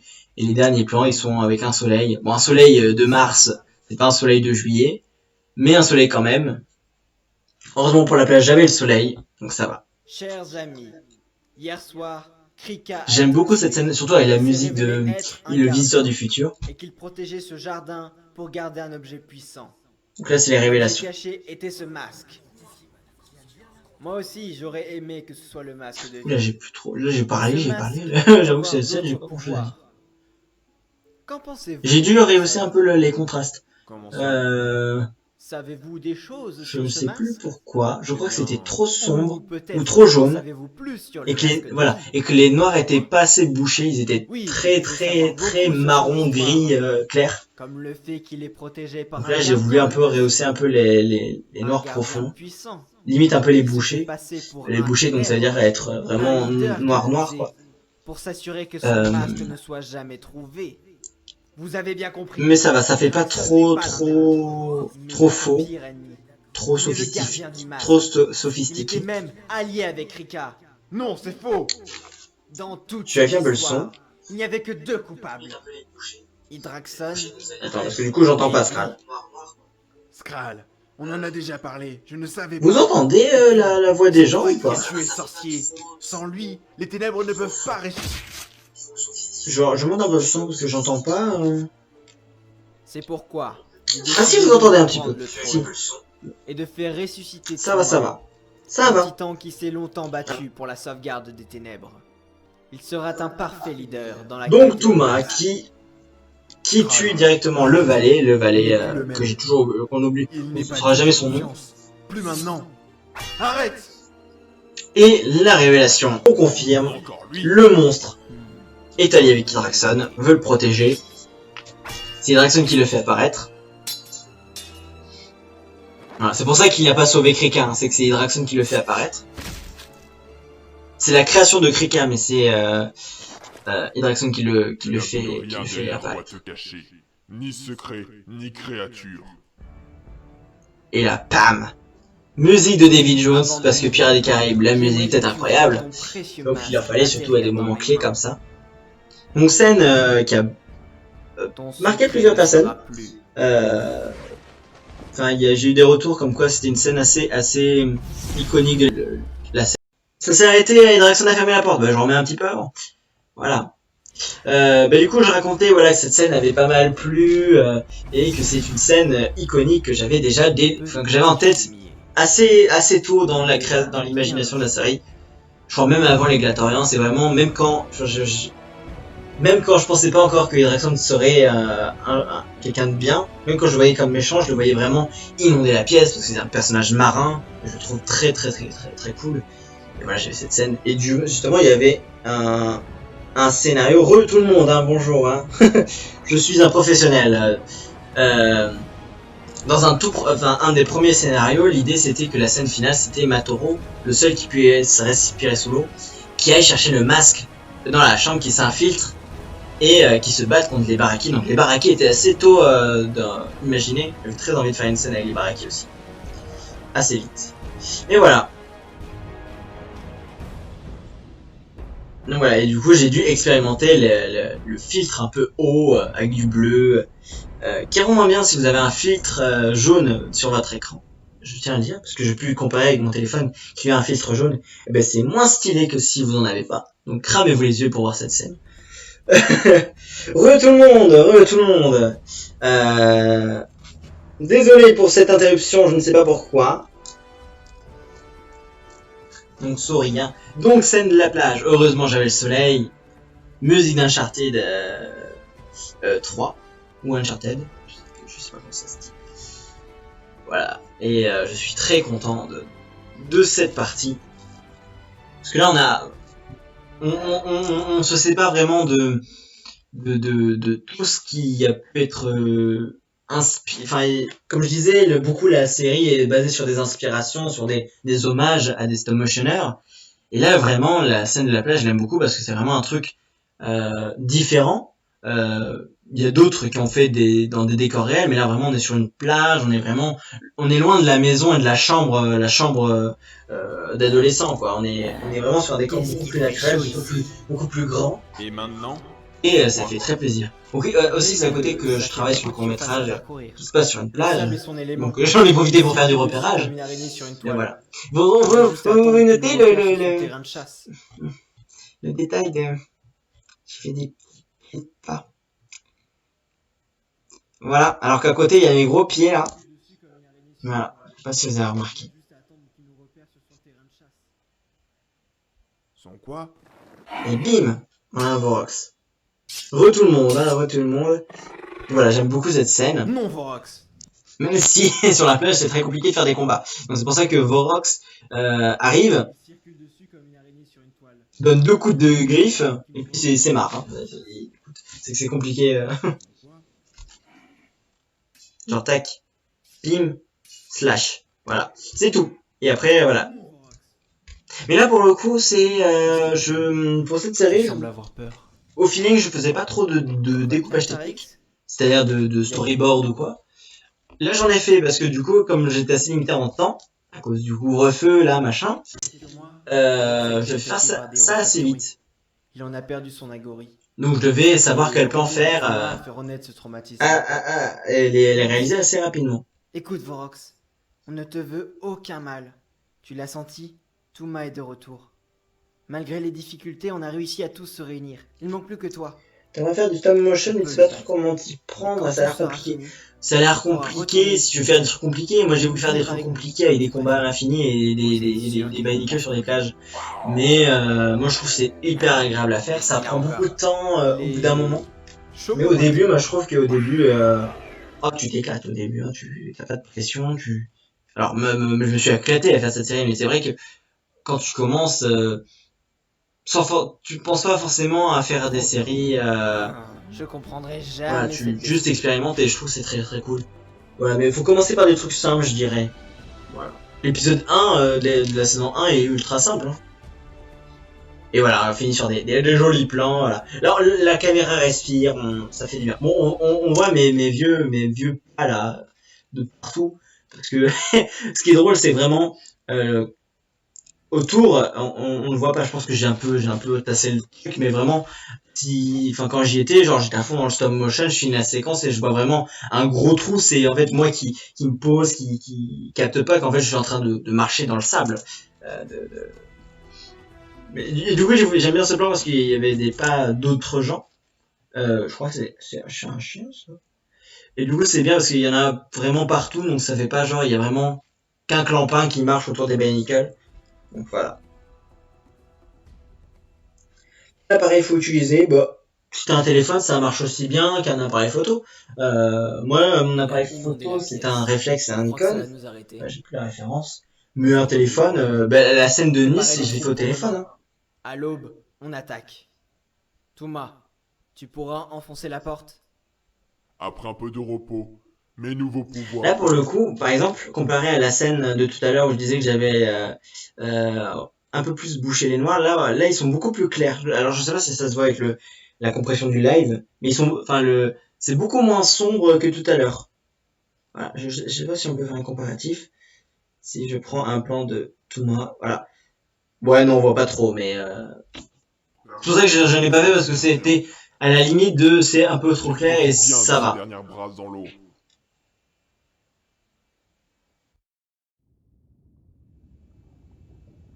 Et donc là, alors là, du coup, là, on était sur pas mal de techniques, mais est-ce qu'on peut revenir un petit peu à l'histoire, s'il vous plaît, pour rappeler un peu les enjeux. Donc on a trouvé les Glatoriens, sauf que entre temps, Hydraxon s'est fait repérer, que Touma va J'ai besoin de toi. détruire la porte, De ton et que les ténèbres vont faire un assaut Je demain, suis en danger. parce que maintenant on sait que le J'ai masque le masque est bien dans cette près. chambre. Du coup, c'est pour ça que Pas un assaut demain. Venez le vite. Je ne pourrai Hydraxon avait mis sa troupe ici, bon, ça c'est clair, hein, mais que les ténèbres vivaient dans cette chambre, c'est parce que le masque est y parti était. chercher de l'aide contre Touma.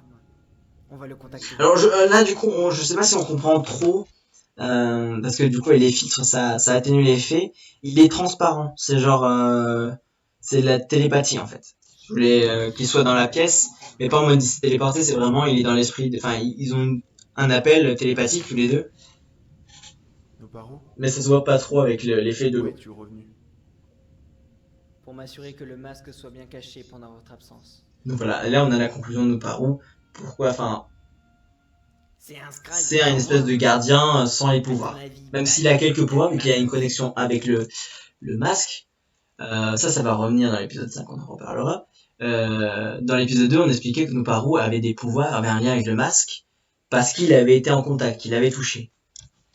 Retenez bien ça. Bon, je pense qu'il y en a qui ont capté où je veux en venir, mais voilà. Le gardien et le masque sont enfermés. Et les ténèbres veulent l'attaquer demain. Pourquoi le Vaki a été tué? Parce que c'était le valet, une espèce de sous-leader, c'est celui qui s'occupait de ressusciter les ténèbres, et notamment de choisir quel leader faire renaître. Alors c'est lui qui a fait renaître Skrull, mais c'est lui qui a fait renaître Hydraxon.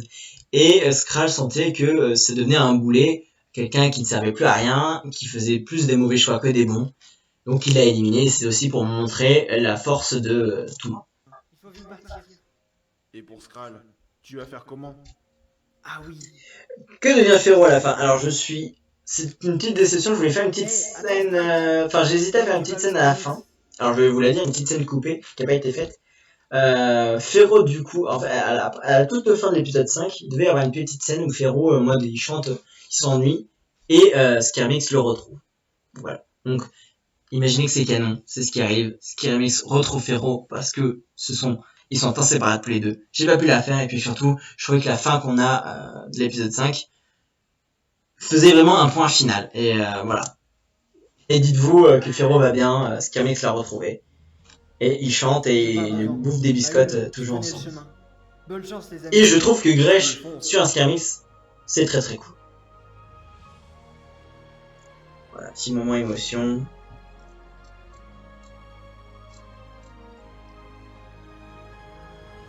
Et Féro qui refuse ce moment émotion. En mode je bitch. Et plan final. Que je me souviens, j'avais très envie de le faire, surtout à l'écoute de la musique. Donc encore Ori and the Blind Forest. Mais vraiment, je me suis plusieurs fois, je me suis dit, mais comment je vais faire ça? Mais comment je vais faire ça? Et bien du coup, vas-y, on va la mettre au ralenti. Je vais couper le son un peu, voilà. En fait, du coup, j'ai dû faire juste quelqu'un qui marche. Mais je crois que je l'ai faite inversée. Alors du coup, bon là, c'est Vox. Mais en gros, je suis parti du gros plan sur la caméra et je l'ai fait reculer en fait.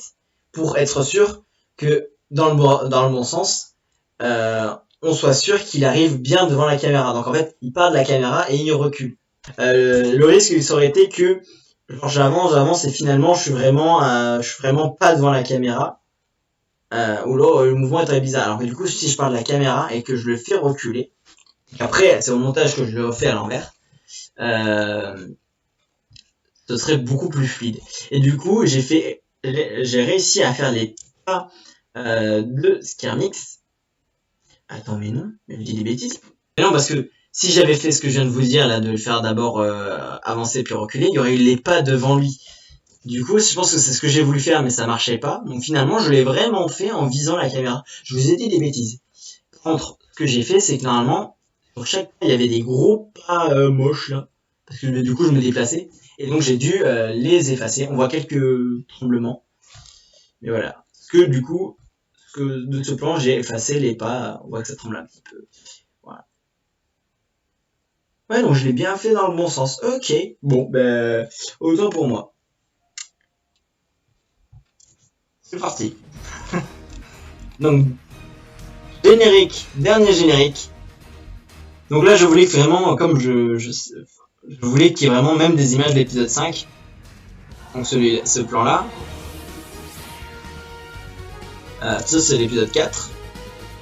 Pour vraiment qu'on ait vraiment un bloc fini du générique. Un générique vraiment fini.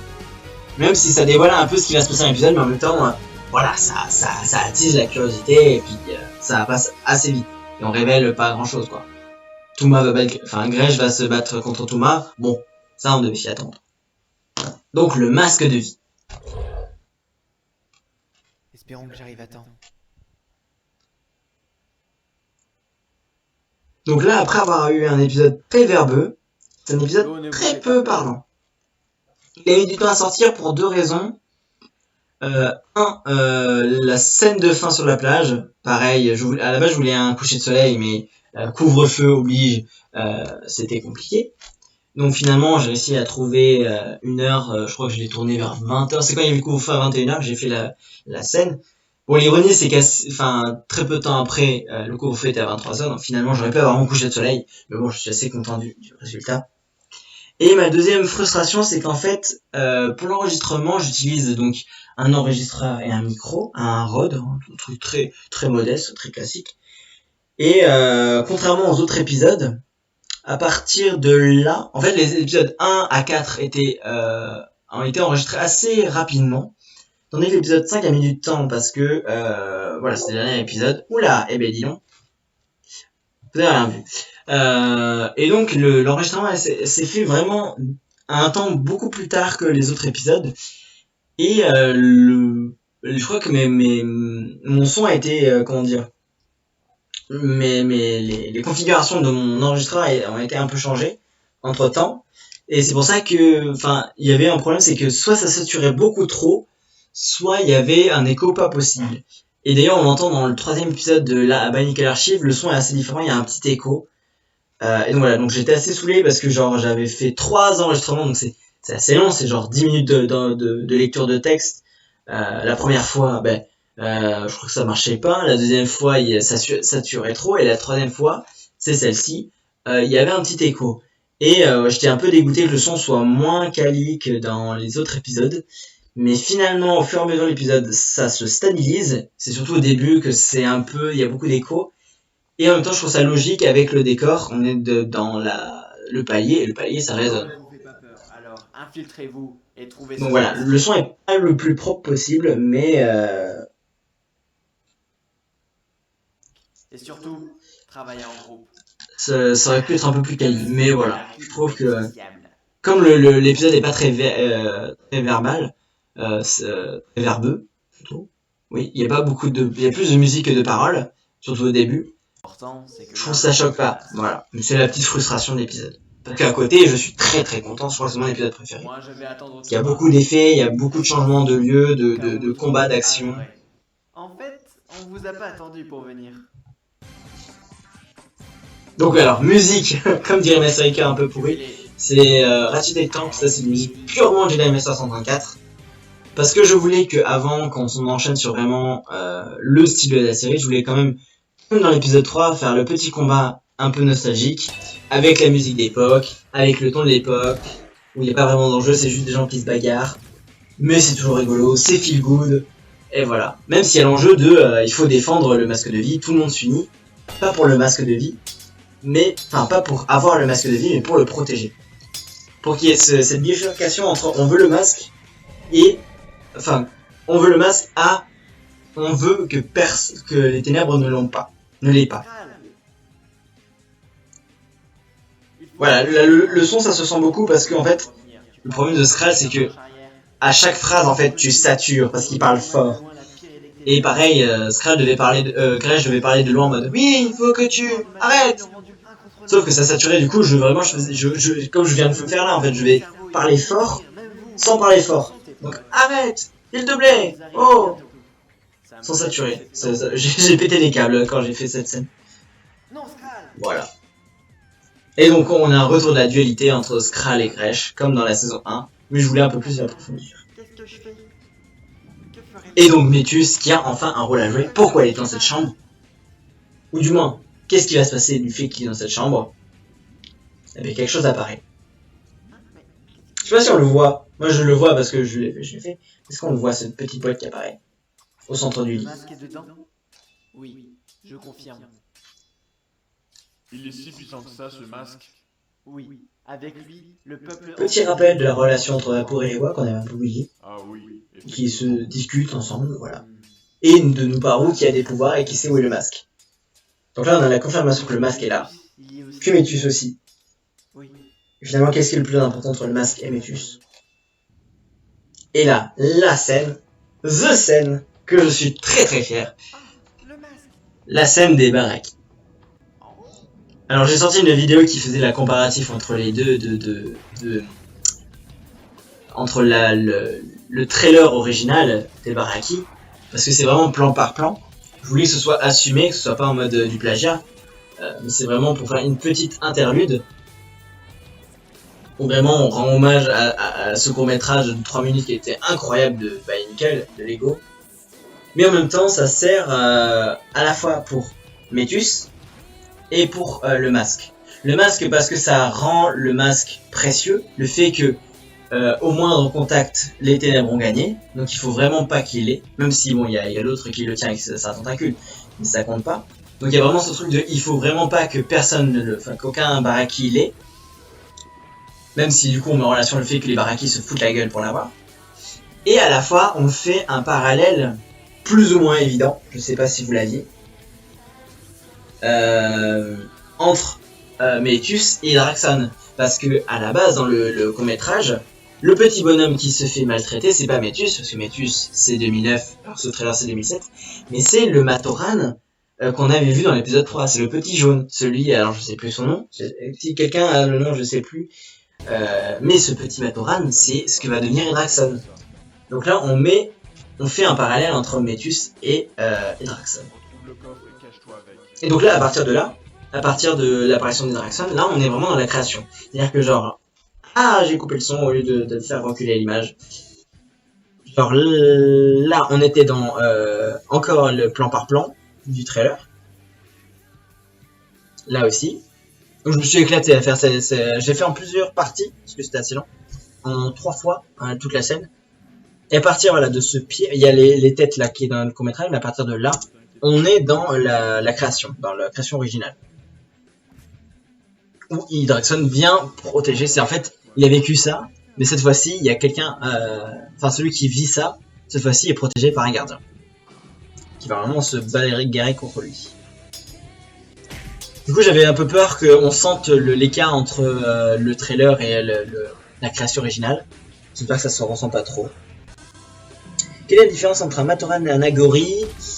Si je dis pas de bêtises, c'est qu'en fait les Glatorians ne vivent pas sur la même planète que les Bionicle avant les Toa. Si je dis pas de bêtises, dans l'histoire, en tout cas de ce que j'ai vu dans les courts-métrages de Lego, à voir si c'est pareil dans les comics et dans les autres formats, dans les Fantoka, le Toa Inika, celui qui a un masque de vie, va sur enfin en tout cas le masque de vie est propulsé sur une planète et c'est là que vivent les Glatorians. Je sais plus trop les détails, mais du coup les Agori, c'est comme des Matoran mais sur une autre planète. Voilà. Et petit Bionicle. Que moi j'ai mis en relation avec le fait que c'est c'est un âge. Ils sont petits parce qu'ils sont jeunes. Voilà, ça je sais pas si c'est le cas. Parce que dans le film, Métus c'est pas du tout le même que dans l'existence des Bionicle. Voilà. Donc je suis très content de cette scène. Je me suis pas fait claim, je suis content. Parce que c'était un risque de mettre des paroles. Enfin de mettre la chanson avec les paroles. Test ce son. Je suis très content de cette scène. Je me suis pas fait claim, je suis content. Je suis toujours dans une bouche d'égout, hein, mais 1000 excuses. Est-ce que si je me rapproche, c'est mieux? On va voir. Donc retour au combat. Question. Petite scène encore avec Explodé Goras, parce que on les adore, on les aime beaucoup. Si nous on meurt... Salutations, ça va bien.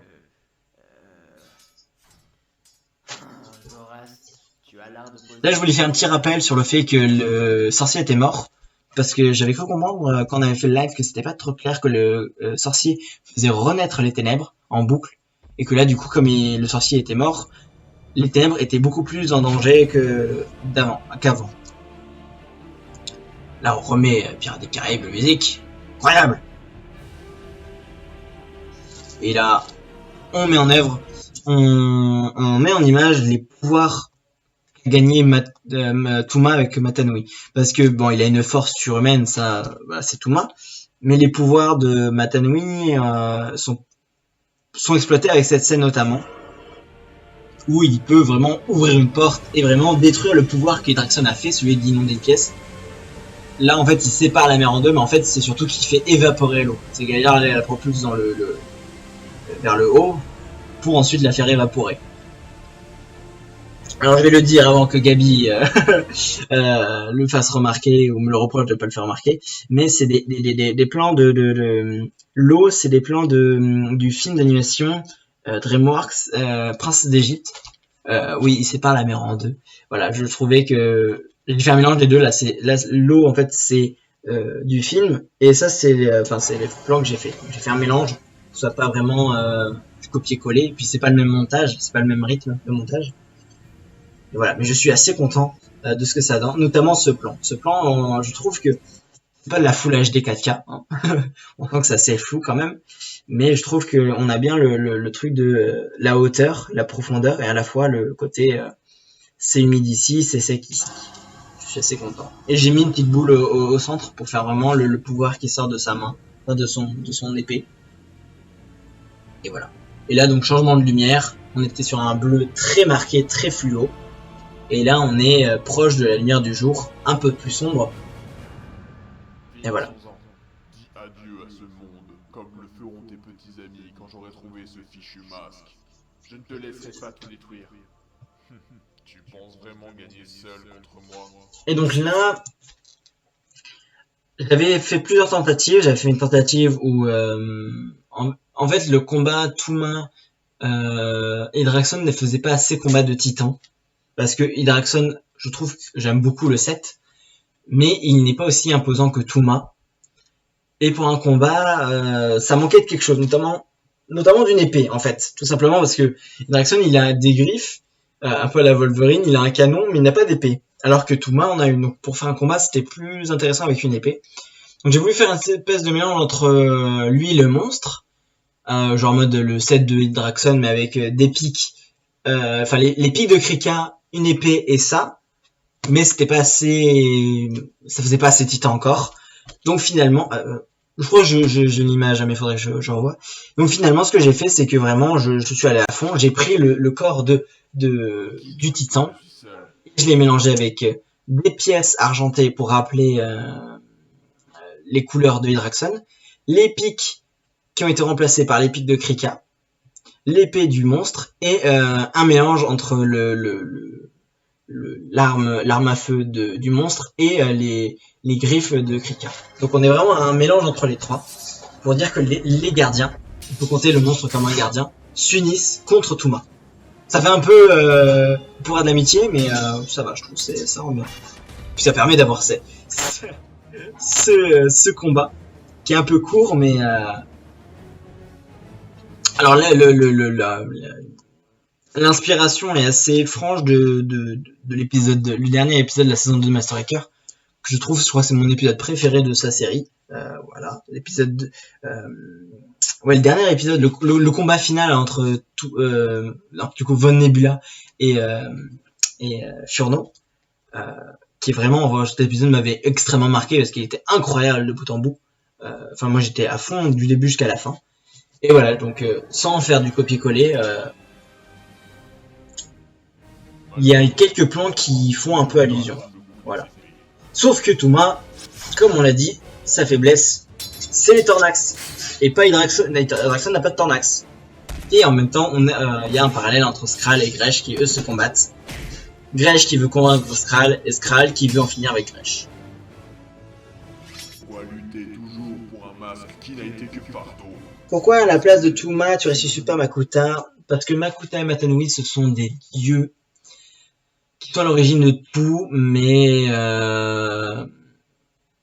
je les voyais pas. Je voulais que ce soit leurs successeurs, en fait, que ce soit plus leur histoire, qu'ils ont fait naître des gens et que ce soit eux qui doivent se vivre avec leur existence, qui doivent se battre peut-être au nom de ces dieux. Alors il y a pas de propos religieux derrière personnel, hein. C'est la mythologie nickel, comme je l'imagine.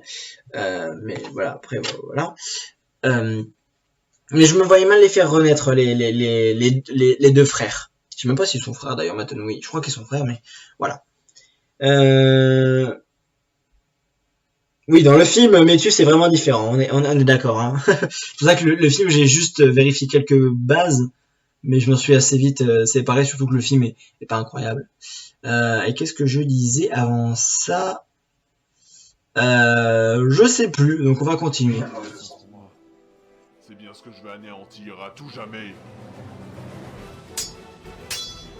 Skral, il est encore temps de renoncer. Je sais que tu nous hais parce que les ténèbres ont toujours été dénigrées par Matanui. Mais Touma, lui, veut tout détruire, même votre peuple.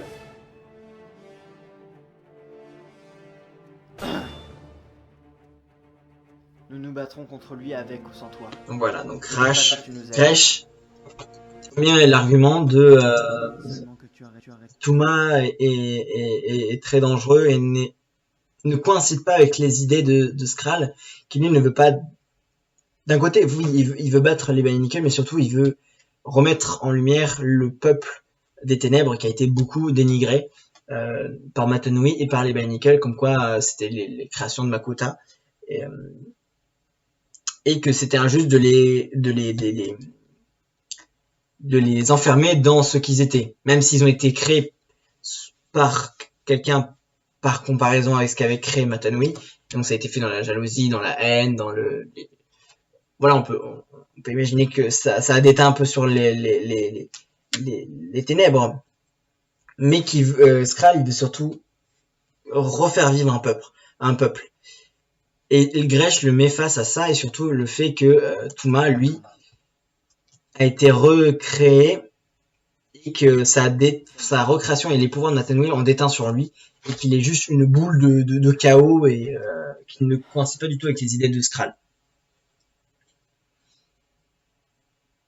Et donc ça, c'est un Tornax. Voilà, pour ceux qui savaient pas ce que c'est. C'est une petite boule. Je porterai avec moi la cachette du masque. J'aime bien cette scène. Oh, Métus. Je sais pas si on entend. Il est tombé, il est pas fait exprès. Désolé.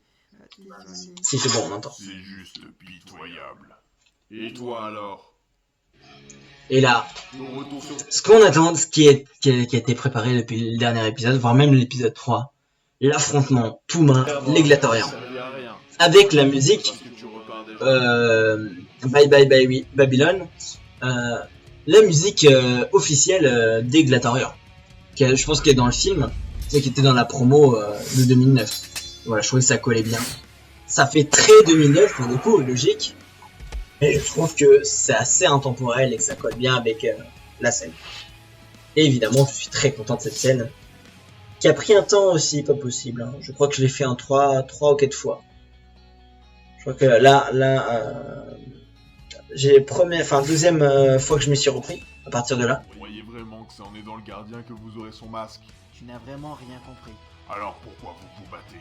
Pourquoi vous luttez encore et encore? Pourquoi tout cela? Pour l'existence des Bene-Nikkel. C'est un peu cliché, mais je trouve que ça colle bien. Hein. Ça place le titre. Et en vrai, c'est ce que ça veut dire, hein, c'est quand on réfléchissait, c'est que ils ne veulent plus forcément pour faire vivre les Bene-Nikkel, mais juste pour qu'ils existent et qu'ils ont une raison d'exister. D'où est le titre et l'existence des Bene-Nikkel.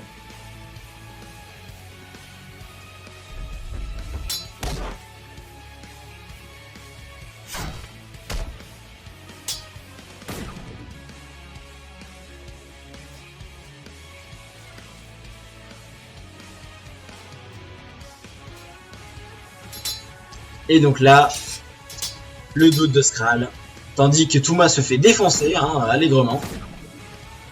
Il a donné quelques coups quand même, mais bon. Là, c'est assez unanime. Hein.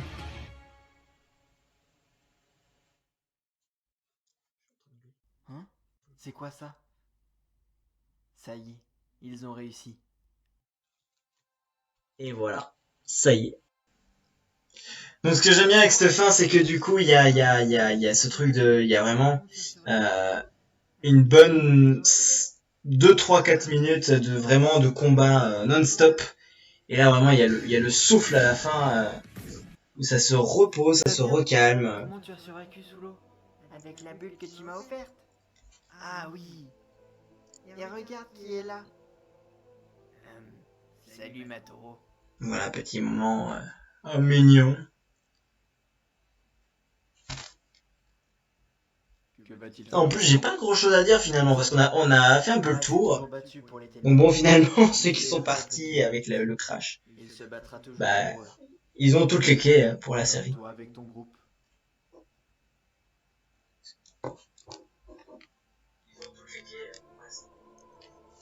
Voilà, encore la musique de Ori. Et là, on voit, bon, on voit les conséquences un peu de le résultat de tout ça. Venez, on s'en va. Où ça? Loin d'ici. Et donc voilà. Donc là, on laisse en suspens Skral et les ténèbres, qui sont beaucoup moins forts, qui sont beaucoup plus affaiblis, et qui partent. Et là, je voulais vraiment que...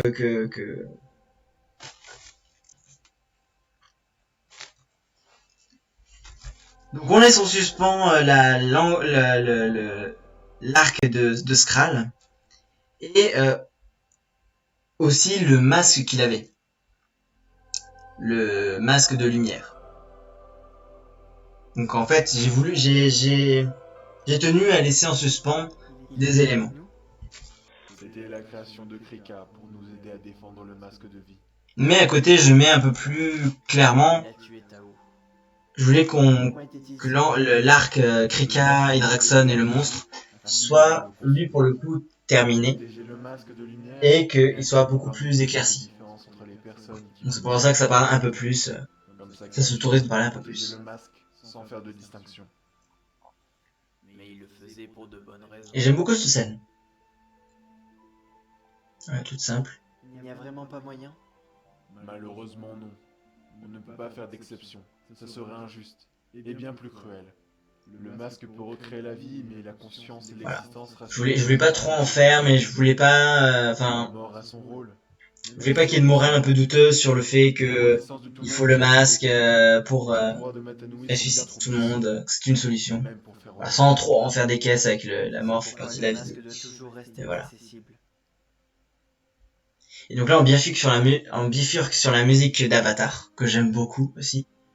Très belle BO. Et sur le départ d'Hydraxon. Alors, on peut parler du vite fait du masque, du coup, parce que maintenant qu'on le voit de près. Hop. Qui est le masque de Matanui by Nickel Glatorian Legend. Qui à la base est jaune, on le voit, et je l'ai parce que je crois que la couleur avait été plus exactement jaune. Ah, il y a une deuxième personne, attention. La couleur était plus exactement jaune. Donc je l'avais repeint comme le masque d'Hydraxon en argenté. Et justement, on voit que c'est un peu déteint. Ça faisait un petit moment que je l'avais fait. Dans un endroit bien plus vaste que les fonds marins ou les bases Hiro, là où personne ne le trouvera. Dans l'espace. Zboui, zboui, zboui, zboui. Voilà, j'aime beaucoup, Ça fait un peu, waouh, il s'en va dans le ciel. Mais voilà, je trouve que ça rend bien.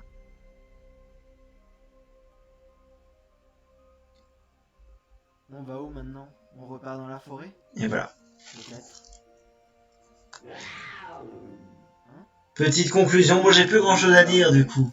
Bon, il y a un dernier élément qu'on peut aborder. On peut pas vivre dans le désert. Il dit qu'il y a du sable, mais aussi de la forêt et de la mer. C'est vrai? C'est pas mal ça. On y va? Ah oui. Voilà. Et donc là, la scène de fin sur la plage. voulais pas trop en faire. La musique est à la fois épique, mais à la fois assez calme, donc je trouve que ça colle bien. Là, on a tous les personnages, un par un. Bon, un par un, enfin les principaux. Vorax en plus pour l'axe d'Eglatorian, Grèche, et donc Métus. Qui semble avoir des pouvoirs. En tout cas, ses mains brillent. J'aimerais du coup, bon là du coup j'ai plus trop d'interaction, mais j'aime, ça vous a fait tiquer et je suis très content parce que je voulais pas que juste on finisse sur un coucher de soleil, mais qu'on ait quelque chose en suspens pour la fin, une petite touche de poésie, et en lien avec ce que a fait Métus et son rapport au masque et à Hydraxon. Je sais pas si je dois trop en dire, voilà, bon c'est assez clair, mais en même temps, c'est laissé en suspens parce que je veux laisser... Voilà, la série est finie, hein, c'est écrit. Mais je voulais qu'il y ait des zones d'ombre pour que l'imaginaire perdure au-delà des images sur ce que va devenir Skrull, ce que va devenir le groupe, ce que va devenir les Ténèbres, les Bionicle, Hero Factory, et Métus et ses pouvoirs. Voilà tout. Et nous avons fini. Bon, c'était un peu foireux la fin parce que du coup, ça crache plusieurs fois. Donc il n'y a plus personne. Mais bon, voilà, c'est les aléas du direct. Voilà. En tout cas, ben, ça m'a fait extrêmement plaisir de faire cette saison 2, que j'aime beaucoup plus que la saison 1. Qui a ses petits défauts, ses petites faiblesses au début, dans l'exposition, dans les dialogues, dans le jeu, il y a toujours à redire, mais franchement je suis très très content de ce que j'ai pu faire avec cette saison, et surtout de l'avoir fait en un an finalement, en moins d'un an, d'avoir réussi à tenir le coup, de pas avoir abandonné, parce qu'à la base, j'avais beaucoup hésité à faire une saison 2, et j'ai voulu, avant de commander les Baraki, parce que j'avais pas tous les Baraki, et surtout les Glatorians, je voulais m'assurer de vraiment m'engager là-dedans, donc j'avais fait la vidéo de retour, le teaser, l'épisode 1, le Bionicle archivé, l'épisode 2, et c'est là que j'ai commencé à commander les Glatorians, Touma, et les Baraki, pour ensuite vraiment m'engager jusqu'au bout, avec le temps qu'il a fallu, la météo qu'il a fallu, mais voilà, faire une saison qui me plaisait, qui aboutit. Mais du coup, c'est la fin de l'existence des Bionicle. Et je sortirai une vidéo très prochainement.